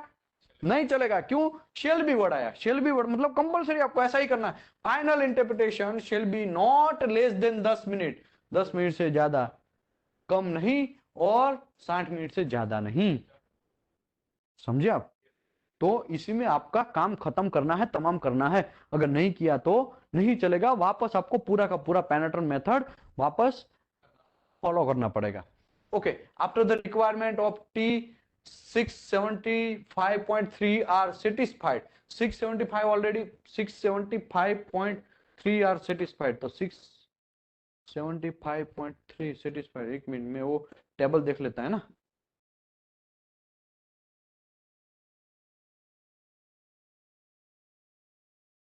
क्यों इतना लोड ले रहा है?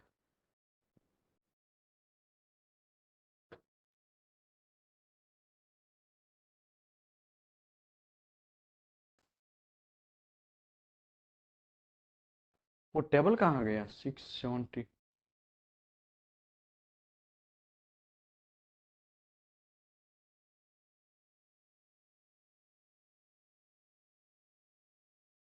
ओके, टी 675.3, तो ए टी 675.3, तो ये है डेवलपिंग टाइम, ये डेवलपिंग टाइम की बात कर रहा है, ठीक है। डेवलपिंग टाइम में ऐसा लिखा है कि आपको जल्दी से जल्दी इंटरप्रिटेशन करना है, और for the final interpretation shall be less than 10 minute, 60 minute requirement of. इसमें तो अभी हमने ये समझाया ना 675.3, क्या समझाया कि तुरंत डेवलपर लगा दिया और तुरंत का तुरंत आपको इंटरप्रिटेशन स्टार्ट कर देना है। आर सेटिस्फाई मतलब वो सेटिस्फाई होना चाहिए, वो लाइन सेटिस्फाई होने के बाद आप कर सकते हैं, अदरवाइज आपको not less than 10 minute, maximum 60 minute से कम में कर देना है, ठीक है। अनलेस अदरवाइज क्वालिफाइड अंडर 653, 653 में क्वालिफिकेशन अगर डेवलप आपने वापस डेमोस्ट्रेट किया है मटेरियल को, सॉरी पेनेट्रॉन टेस्ट को, उसमें आप 2 मिनट में भी आपको वो मिल जा रहा है, तो आप वो भी यूज कर सकते हैं, ऐसा लिखा है, ठीक है। ओके, अभी ये लाइन आपको शायद समझ में ना आए, क्योंकि ऑलरेडी हमने पहले सेशन में ये 653 समझाया है। T653 है क्या? T653 नया कुछ नहीं है भाई, रॉकेट नहीं है। T653 में आपको दिखा देता हूं, तो आपको कंफ्यूजन दूर हो जाए। देखो 653 मतलब ये है, ये आपको टेम्परेचर T653 का मेंटेन करना है, मैंडेटरी अपेंडिक्स से। हमने दूसरा सेशन लिया, इससे पहले का जो सेशन किया उसमें हमने समझाया कि हम ये टेम्परेचर नहीं, या दूसरा हमको टेम्परेचर में चाहिए तो क्या करना है, वो सब चीज का रिक्वायरमेंट दिया गया है, ठीक है। आगे बढ़ते हैं। If bleed out does not alter the examination result, longer period are permitted. Bleed out मतलब जब डेवलपर लगाते हैं आप, तो पैनाटर्न बाहर नहीं निकल पा रहा है, और निकल भी रहा है तो धीरे धीरे धीरे निकल रहा है, तो आपको ज्यादा टाइम आप ले सकते हैं, ऐसा एक कोड बोलता है, ठीक है। तो फिर आप ज्यादा टाइम भी ले सकते हैं। कभी कभी होता है ना, डेवलपर मारते हैं, फिर सूखता भी धीरे धीरे है, और धीरे धीरे वो पैनाटर्न रेड कलर का बाहर निकलता जाएगा, बाहर निकलता जाएगा, तो उस टाइम पे भी आप थोड़ा टाइम कंज्यूम ले सकते हैं, मतलब टाइम ले सकते हैं। चलो अभी निकल रहा है, अभी और थोड़ा क्लियर हो रहा है, अभी और थोड़ा क्लियर हो रहा है, ऐसा धीरे धीरे आप चल सकते हैं। इसके लिए लिखा है if bleed out does not alter the examination result. Bleed out मतलब पेनेट्रन को बाहर निकलना, डेवलपर को अंदर घुसेगा तभी तो पेनेट्रन बाहर निकलेगा। वो जो पेनेट्रन बाहर निकल, पहले तो पेनेट्रन डिस्कंटिन्यूटी के अंदर जाता है ना, उसको बोलते हैं कैपिलरी एक्शन। क्या बोलते हैं? Capillary action. उसके बाद डेवलपर जब हम मारते हैं, तो डेवलपर पेनेट्रन के जगह पे जाता है, पेनेट्रन को बाहर निकालता है, और पेनेट्रन रेड कलर का है, तो जैसे ही व्हाइट कलर में ऊपर रेड आएगा तो हमको पता चलेगा वहां डिस्कंटिन्यूटी है। लेकिन उसको ब्लीड आउट भी बोलते हैं और स्ट्रांग कैपिलरी एक्शन भी बोलते हैं। ठीक है। तो ब्लीड आउट मतलब यहाँ कोई रॉकेट नहीं है भाई, कोई समझने में कोई गलती नहीं करने का। ब्लीड आउट मतलब स्ट्रॉन्ग कैपिलरी एक्शन ही है one of the. Okay, longer period is permitted, otherwise longer period आपको परमिट करता है if the surface be examined is larger enough to preclude complete examination within the prescribed or established the time the examination shall be performed increment। मतलब आपको अगर ज्यादा time लेना है, ये लंबा प्रोसेस है, तो उसमें आप डेवलपर लगाने में आप प्रॉपर तरीके से लगा सकते हैं। कुछ कुछ लोग, पता है, देखो मैं ऐसा नहीं बोल रहा हूं, आपको ऐसा नहीं करना है। कभी कभी क्या होता है, पेनेट्रन बाहर निकलता है, लेकिन हम लोग कंफ्यूज होते हैं कि ये इतना ही दिखा रहा है, शायद हमने क्लीनिंग करने में गलती किया होगा। तो कुछ लोग क्या करते हैं, उसको वो एरिया का क्लीन करके वापस उसके ऊपर वापस डेवलपर मारते हैं। क्लीन मतलब क्लीनर से क्लीन नहीं, ऐसे ही कपड़े से क्लीन करके सीधा उसके ऊपर डेवलपर मारते हैं। अगेन वहां पे रेड दिखता है, मतलब अंदर से पेनेट्रन बाहर निकलता है। तो हम लोग कंफ्यूज नहीं होते हैं कि यस यहाँ पे कुछ डिसकंटिन्यूटी है, हमारा क्लीनिंग करने का गलती नहीं। तो ऐसा भी लोग करते हैं, एक्सपीरियंस लोग हैं, तो उसी की ये बात कर रहा है। ऐसा भी हम कर सकते। Characteristic characterizing indication characterizing characterizing indication, the type of discontinuity are difficult to evaluate if the penetrant diffusing excessively into the developer। जब आप थोड़ा confusion generate होता है आपको, if this condition is occurred,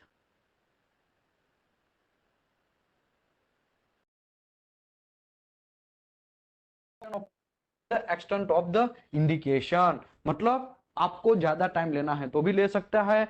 मैं आपको बोला ना, कैरेक्टराइजिंग कुछ कंफ्यूजन जनरेट होता है कि इसमें ज्यादा क्लीन कर दिया है, कम क्लीन कर दिया, तो फिर वापस भी आप पूरा का पूरा प्रोसेस को भी वापस फॉलो कर सकते हैं उतने एरिया में। अदरवाइज मैं बोला ना, एक डेवलपर थोड़ा लगा निकाल देने का, क्लीनिंग से निकाल देने का, फिर डेवलपर थोड़ा बहुत मारने का, तो ऐसा भी आप कर सकते हैं। लेकिन मैं ऐसा रिकमेंडेशन नहीं करता हूं, आप पहली बार में अच्छा करो, ठीक है।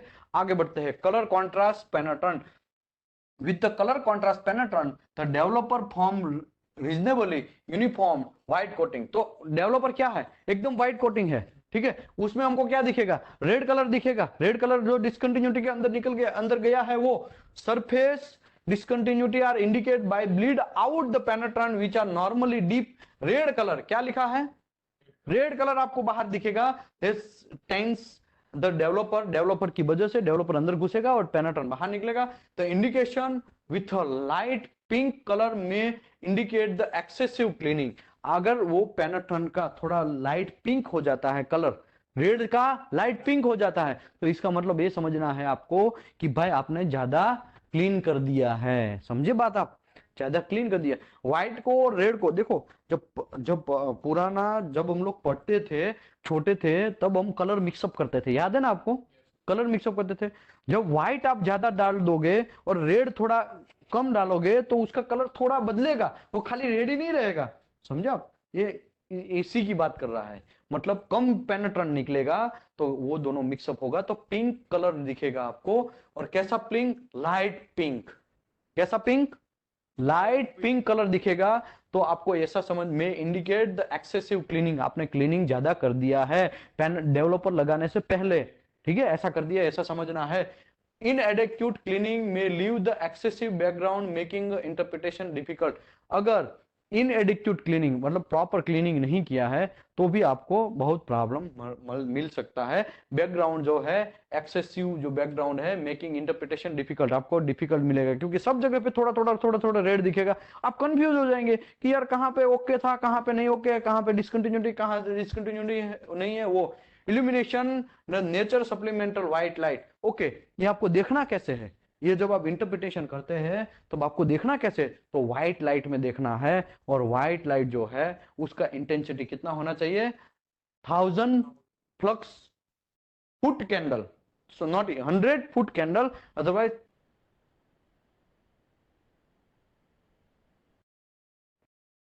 इंपॉर्टेंट टॉपिक है। अभी है ना, मैं थोड़ा, मेरा गला घिस रहा है, इसके लिए मैं थोड़ा डल पड़ गया हूं, बात समझे आप। और कुछ नहीं है ना, अदरवाइज एकदम सिंपल है कि जब आपको व्हाइट लाइट यूज करते हैं इंटरप्रिटेशन के टाइम पे, तब व्हाइट लाइट का इंटेंसिटी जो है वो 100 फ्लक्स फुट कैंडल होना चाहिए, अदरवाइज 1076 लक्स होना चाहिए। वो लक्स मीटर कैसे चेक करेंगे? लक्स मीटर से चेक करेंगे। लक्स मीटर एकदम सिंपल बात बोलो, एक रूम है, उसके नीचे हम लोग, आप एक लैंप स्टार्ट किया है, लैंप के एग्जैक्ट नीचे आप लक्स मीटर लगाएंगे ना, तो वहां पे शायद 3000 4000 भी लक्स मिल सकता है। जैसे ही आप कॉर्नर पे थोड़ा दूर दूर जाते जाएंगे, वहां पे अंधेरा थोड़ा थोड़ा कॉर्नर पे, एक कॉर्नर पे जाएंगे तो वहां पे 200 या 300 ही लक्स मिलेगा। इसका मतलब लक्स मीटर को आपको मेजर करके आपको काम करना है। तो examination surface is required to evaluate indication और the minimum light intensity shall be word use किया, ठीक है, आपको इतना ही चाहिए। तो लाइट नेचुरल और supplemental white light source shall be measured with the white light meter prior to the evaluation of indication of variation lights shall be use. जब आप डीपीटी स्टार्ट करते हैं तभी से आपको ये सब चीज देख लेना है कि लाइट इंटेंसिटी आपका कितना है, तो वो सब चीज आपको देखना है। बहुत सारे लोग इसमें ना बहुत काला कांड करते हैं। क्या कांड करते हैं?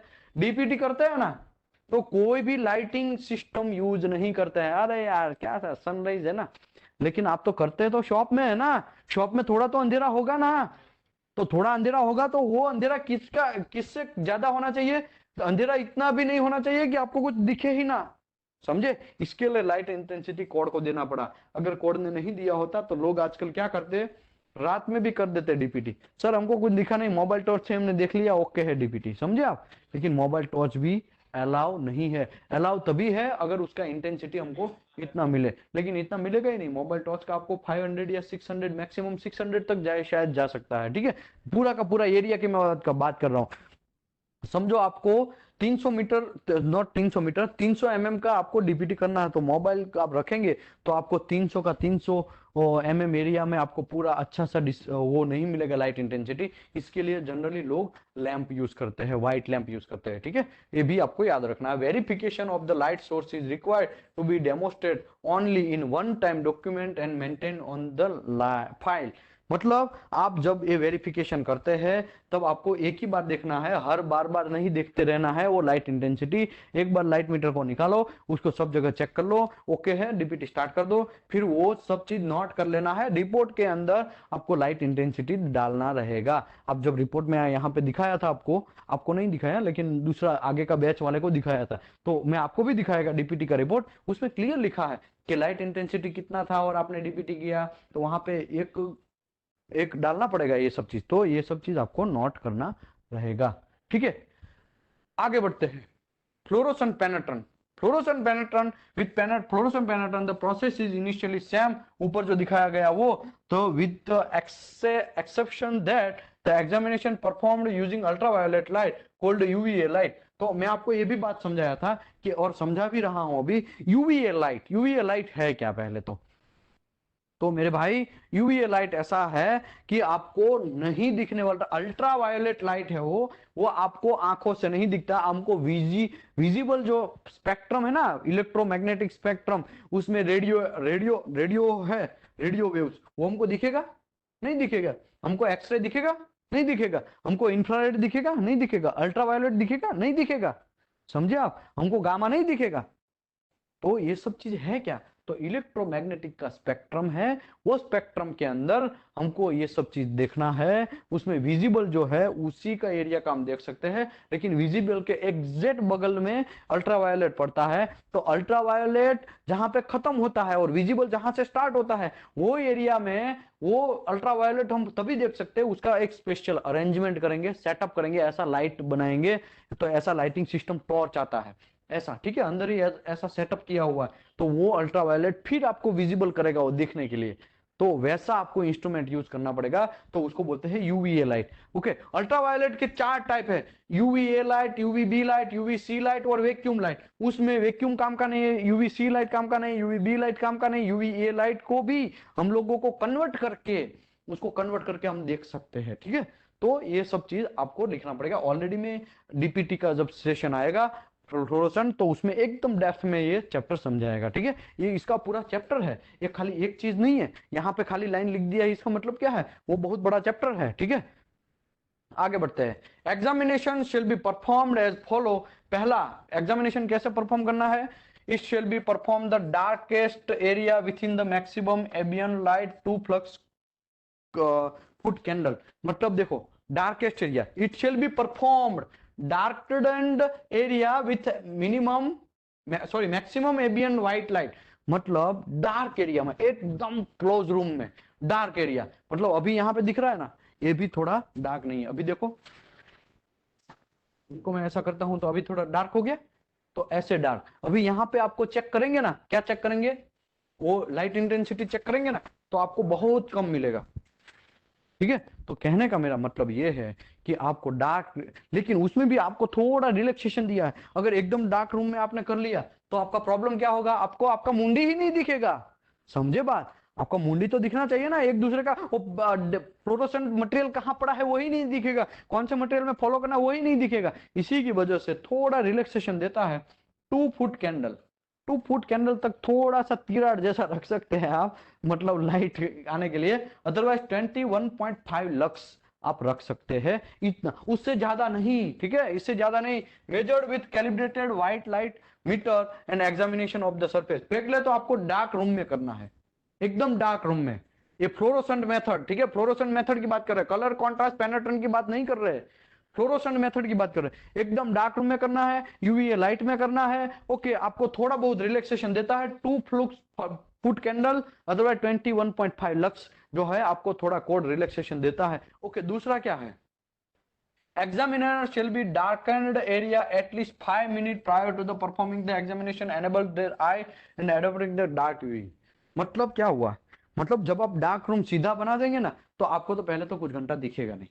ठीक है, हम लोग बोलते हैं ना, हम लोग पुराने जमाने में हम लोग जब पढ़ते थे, बहुत दिनों, बहुत देर तक, 2-2 3-3 घंटे तक या 4 घंटे तक पढ़ते रहते, फिर तुरंत हम बाहर जाते थे तो हमारी आंखें का थोड़ा अंधेरा सा महसूस होगा। पता है, थोड़ी देर हमको पकड़ के रखना पड़ेगा, फिर ऐसे ही खड़ा रहना पड़ेगा वरना गिर जाएंगे। अगर नहीं गिरे तो फिर ऐसे ही पकड़ के थोड़ा हमको आंखों को प्लस बंद करना, खोलना, बंद करना, ऐसा करना पड़ता था ना। तो ऐसा डार्क रूम में भी होता है भाई। जब सीधा डार्क रूम आप कर देंगे तब आपको प्रॉब्लम हो सकता है। इसके लिए आपको क्या, कितना मिनट तक रुकना है, एटलीस्ट 5 मिनट तक आपको ऐसे ही रुकना है। ठीक है, ये सब चीज बहुत केयर लिया गया है कोड में।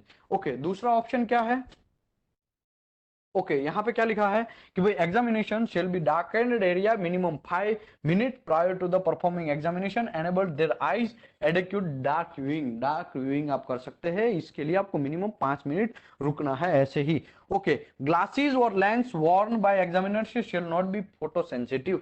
आप जो आंखों में ग्लास पहनते हैं तो वो ग्लास और जो भी आप पहनते हैं, ग्लास पहनते हो या आंखों में लेंस पहनते हैं, आजकल लेंस का सिस्टम आ गया, पता है ना, आंखों के अंदर लेंस लगाते हैं, वो की के वो जो red colour, sorry black colour का ये जो है ना हमारा आंखों का, उसके अंदर लेंस लगाते हैं, पता है ना। बहुत महंगा आता है, लोग पता नहीं बोलते हैं ऐसा महंगा आता है, लेकिन पता नहीं महंगा है कि नहीं है। लेकिन आगे बढ़ते हैं हम लोग, ये जब चीज करते हैं तब आपको याद रखना है फोटो सेंसिटिव होना चाहिए, सॉरी फोटो सेंसिटिव नहीं होना चाहिए। ठीक है, ऐसा आपको यूज करना है। ओके, आगे बढ़ते हैं।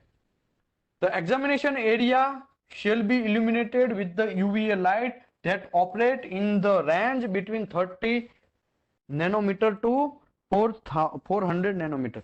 यूवीए का जो ए है ना, उसका फ्रीक्वेंसी है। ठीक है, ये उसका फ्रीक्वेंसी और वेवलेंथ है। तो आपको उसके बिना, ये मैं आपको समझाएगा, ये चैप्टर पूरा का पूरा में समझाएगा, तब आपको पूरा आइडिया आएगा कि 320 नैनोमीटर और ये 400 नैनोमीटर क्या है। तो यूवीए लाइट का ये इंटेंसिटी का ये एरिया है। ठीक है, वहां पे यूवीए लाइट प्रोड्यूस होता है, प्रकट होता है ऐसा बोलेंगे तो भी ठीक है। ठीक है, एक्सरे कैसे प्रकट होता है, एक्सरे बहुत उसका हाई वेवलेंथ में कैसे प्रकट होता है वैसा। ठीक है, आगे बढ़ते हैं। UVA light shall be achieved minimum 1000 microwatt per semi square on the surface of the part being examined thoroughly examined thoroughly the examination। जब एग्जामिनेशन हम परफॉर्म करते हैं तब यूवीए लाइट जो है वो 1000 माइक्रोवाट पर सेमी स्क्वायर जितना होना चाहिए। ये भी आपको यूवीए मीटर आता है, उससे आपको चेक करना है। ठीक है, आगे बढ़ते हैं। जैसे हमने ये चेक किया ना 1000 फ्लक्स फुट कैंडल, वो हमने किससे चेक किया, वो लक्स मीटर से, वैसा इसको भी मेजर करना है। ये भी लक्स मीटर से भी वैसे कर सकते हैं। ठीक है, उसमें भी एक ऑप्शन आता है, आजकल का नया लक्स मीटर ऐसा आ गया। Okay, reflector and filter shall be checked and if necessary cleaned prior to use। reflector यहाँ पे क्या लिखा है, रिफ्लेक्टर एंड फिल्टर, ये है क्या, ये बोला है क्या, ये इसके लिए है, रिफ्लेक्टर और फिल्टर ये यूवी लाइट के ऊपर आता है, वो फिल्टर आपको देखते रहना है, अगर वो फिल्टर फट गया है तो सीधा यूवी लाइट आपके आंखों में पड़ेगा तो आप अंधे भी हो सकते हैं। इसके लिए यूवी लाइट में आपको थोड़ा केयर करना पड़ेगा, थोड़ा ध्यान रखना पड़ेगा। Okay, reflector and filter shall be checked and necessary to clean prior to use. जैसे ही आप यूज करते हैं यूवी लाइट तब आपको ये रिफ्लेक्टर चेक करना है, फिल्टर चेक करना है कि टूटा तो नहीं है ना, अगर टूटा होगा तो आपके हार्मफुल हो सकता है। क्रैक्ड और ब्रोकन रिफ्लेक्टर, फिल्टर, ग्लास और lens shall be replaced immediately. आपको तुरंत रिप्लेस कर देना है, अगर रिप्लेस नहीं किया तो क्या होगा, आंख खराब हो जाएगा, प्रॉब्लम होगा। ठीक है, ये ऐसा होता है। ओके, तीसरा एफ क्या है, UV light in intensity shall be measured with UV light metre. क्या लिखा है, यूवी लाइट मीटर आता है, उससे आपको वो मेजर करना है। भाई मेरी आवाज आ रही है ना, मेरी आवाज आ रही है, उससे आपको measure UV light intensity shall be measured with UV light meter. आपका ये यूवी लाइट मीटर आएगा, उससे आपको चेक करना है। याद रखो, उसमें कहा था वाइट लाइट मीटर था, इसमें यूवी लाइट मीटर आता है। ठीक है, तो उससे आपको चेक करना है, कितना चेक करना है, 1000 माइक्रो वॉट पर सेमी स्क्वायर, ऐसा था ना। अरे यहाँ पे अभी पढ़ा यार, भूल क्यों गए, देखो ये तो कांड हो गया, पूरा का पूरा चला गया।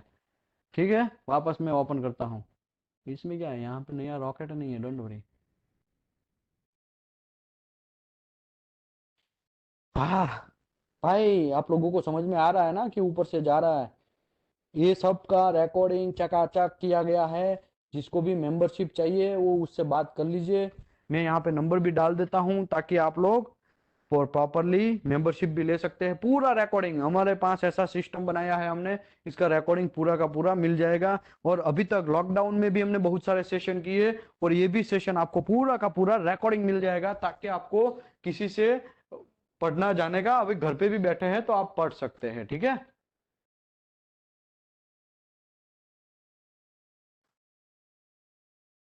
कहाँ पहुंचे थे भाई,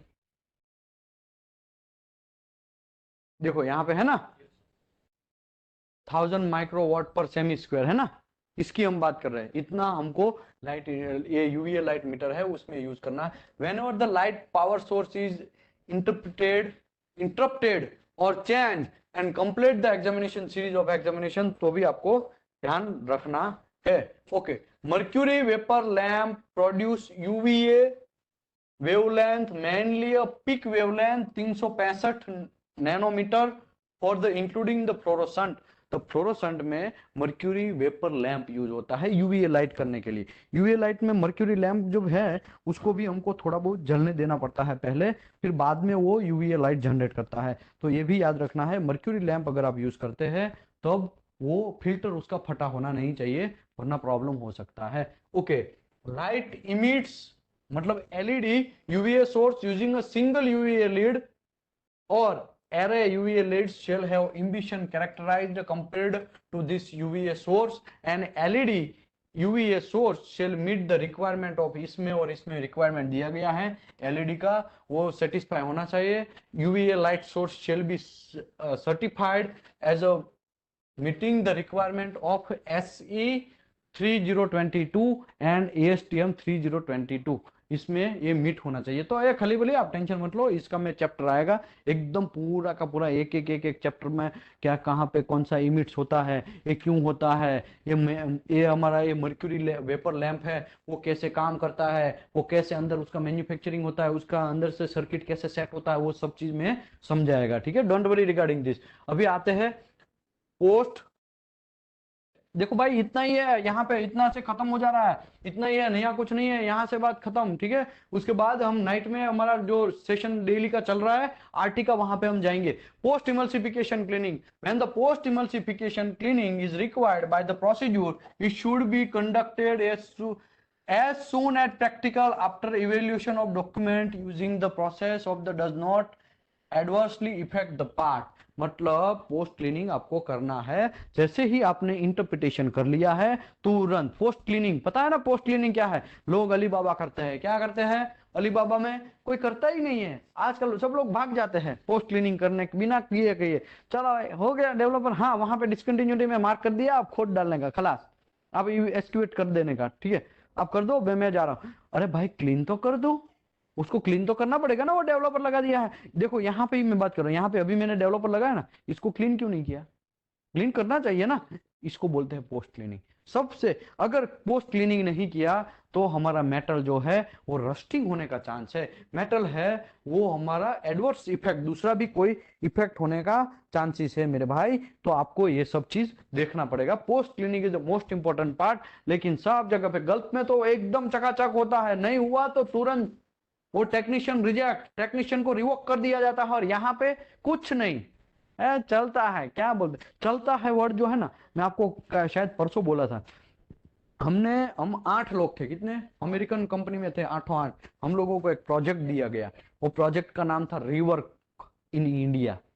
रिवर्क इन इंडिया, कितना रिवर्क होता है, हम लोगों को सबको अलग अलग बहुत सारी कंपनियों का नाम दिया, सबको अलग अलग कंपनी का नाम दिया, हम लोगों को एक एक कंपनी के अंदर रिसर्च करने भेजा गया, और एक एक कंपनी में हमने रिसर्च किया क्यों रिवर्क आता है, रिवर्क आने का चांस क्या है, और कंपनी में आजकल क्यों रिवर्क आता। तो हमने उसके ऑब्जर्वेशन से, ये 8 से 10 लोग, जो 8 लोग थे, सॉरी 8 ही थे, 8 लोगों ने पूरा अपना ऑब्जर्वेशन, उसके बाद एक कंबाइंड पीपीटी बनाया, तो उसमें पता चला ये इतनी कंपनी में खाली रिवर्क आ रहा है, इसका एवरेज अगर हम लगाएं सभी कंपनी के अंदर, तो वो एवरेज में हम लोग 1 मंथ में जितना रिवर्क आता है ना इंडिया में, 1 मंथ में इंडिया में जितना रिवर्क आता है, उतने उतने पैसे में पूरा ऑस्ट्रेलिया का इकोनॉमी चल जाए। अब सोचो, लोग बोलते हैं ना हमारे यहाँ पे इतना बस्ती है कि 1 साल में तो ऑस्ट्रेलिया पूरा दूसरा पैदा हो जाए, ऐसा बोलते हैं ना, वैसा ही हम लोग बोलते हैं इतना रिवर्क इंडिया में आता है कि उतने रिवर्क से, उतने पैसे से ऑस्ट्रेलिया का इकोनॉमी चल जाए। ठीक है, मतलब कितना रिवर्क आता है। ये रिवर्क क्यों आता है?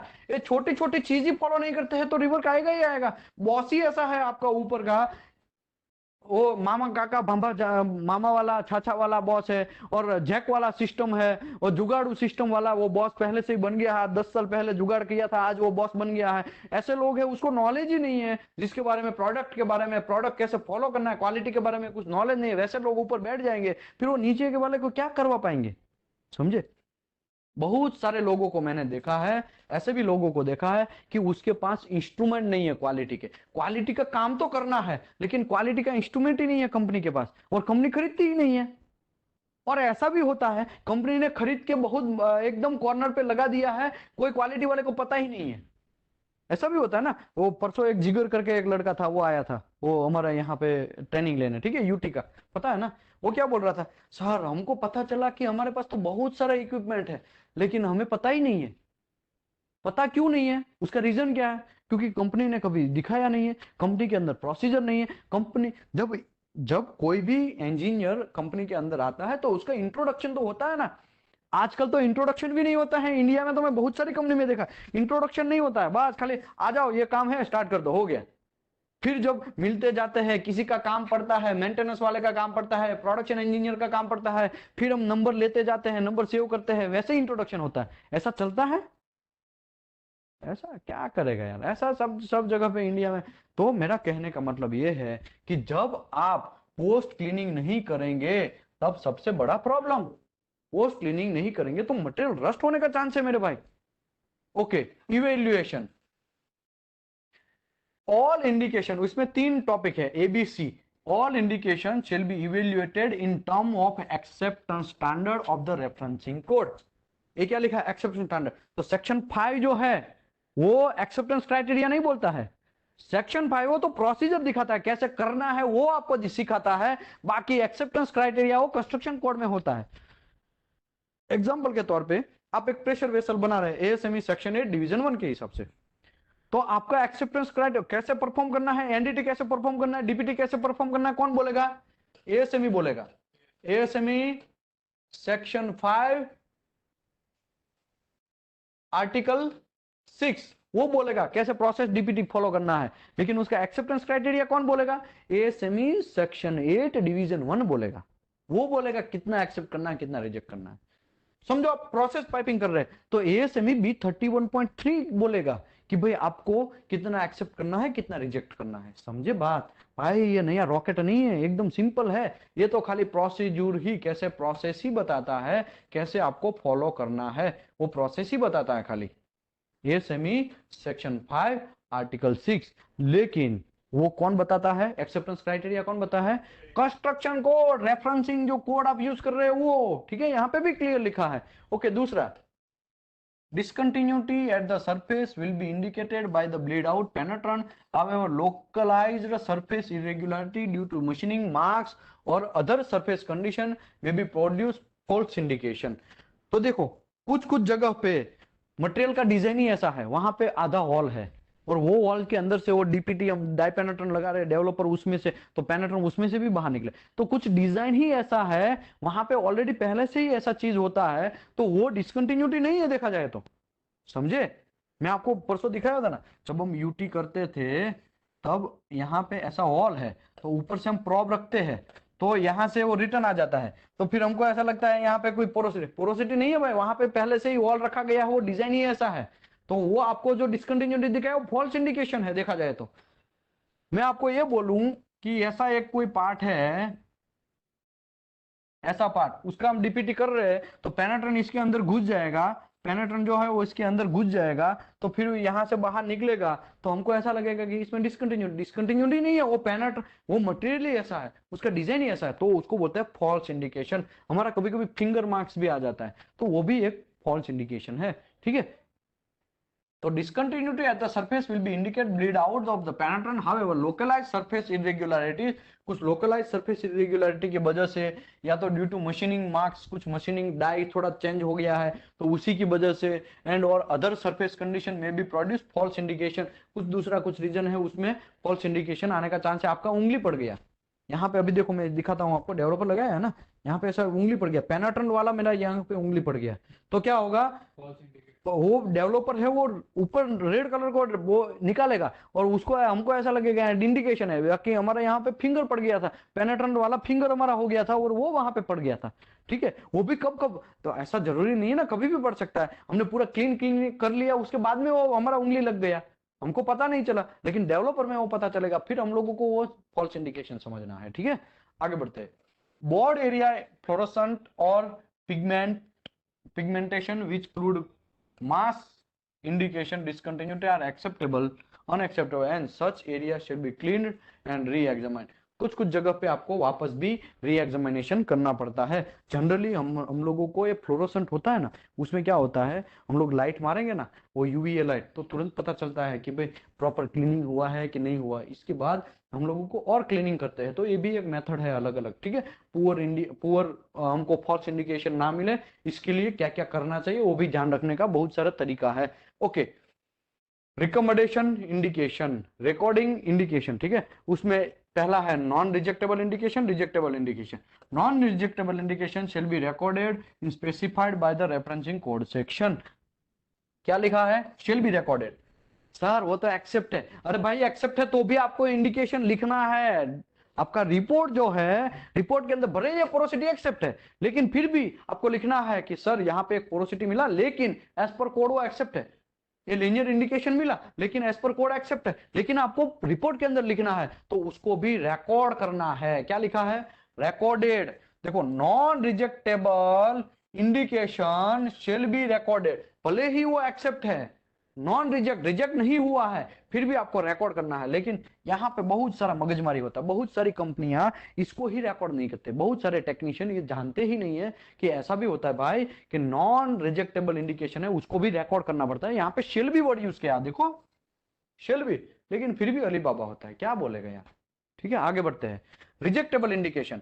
रिजेक्टेबल इंडिकेशन शेल बी रिकॉर्डेड, ये भी आपको रिकॉर्ड करना है as a minimum the type of indication, linear and rounded, location of extent, length and diameter align shall be recorded. Length, diameter, location, वो सब चीज आपको रिकॉर्ड करना है, ये याद रखो। Okay, examination record.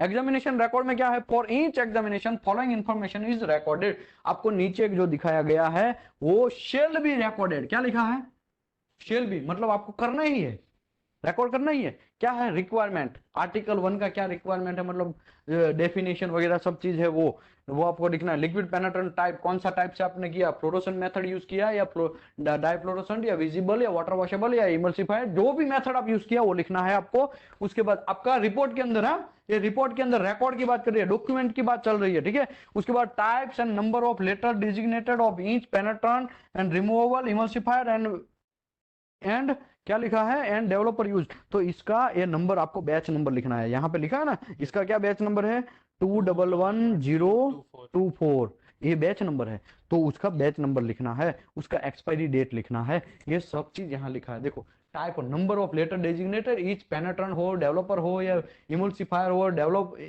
जो भी है, ठीक है, सबका आपको मैक नंबर, उसका बैच नंबर, ये सब चीज लिखना। Map recorded of indication as per 691 जो रिकॉर्डेड इंडिकेशन है उसका मैप भी ड्रॉ करना है आपको, किसके अंदर, रिपोर्ट के अंदर। लेकिन अली बाबा साहब, अली बाबा चल रहा है, ठीक है, तो आपको याद रखना है, भले ही दूसरा करे ना करे, हाँ आप जब जाएंगे तब आपको करना है। ओके दूसरा क्या है, मटेरियल एंड थिकनेस, कितना मटेरियल में आपने काम किया, कितना थिकनेस उसका था वो, और लाइटिंग इक्विपमेंट, आपने लाइटिंग इक्विपमेंट कौन सा यूज किया, उसका इंटेंसिटी क्या था, वो सब चीज। तो आशा करता हूं आप सबको ये सब चीज चाहिए, तो रिकॉर्ड मिल जाएगा। यहाँ पे हम सेशन को क्लोज करते हैं। Thank you very much. मैं आशा करता हूं आपको ये सब चीज समझ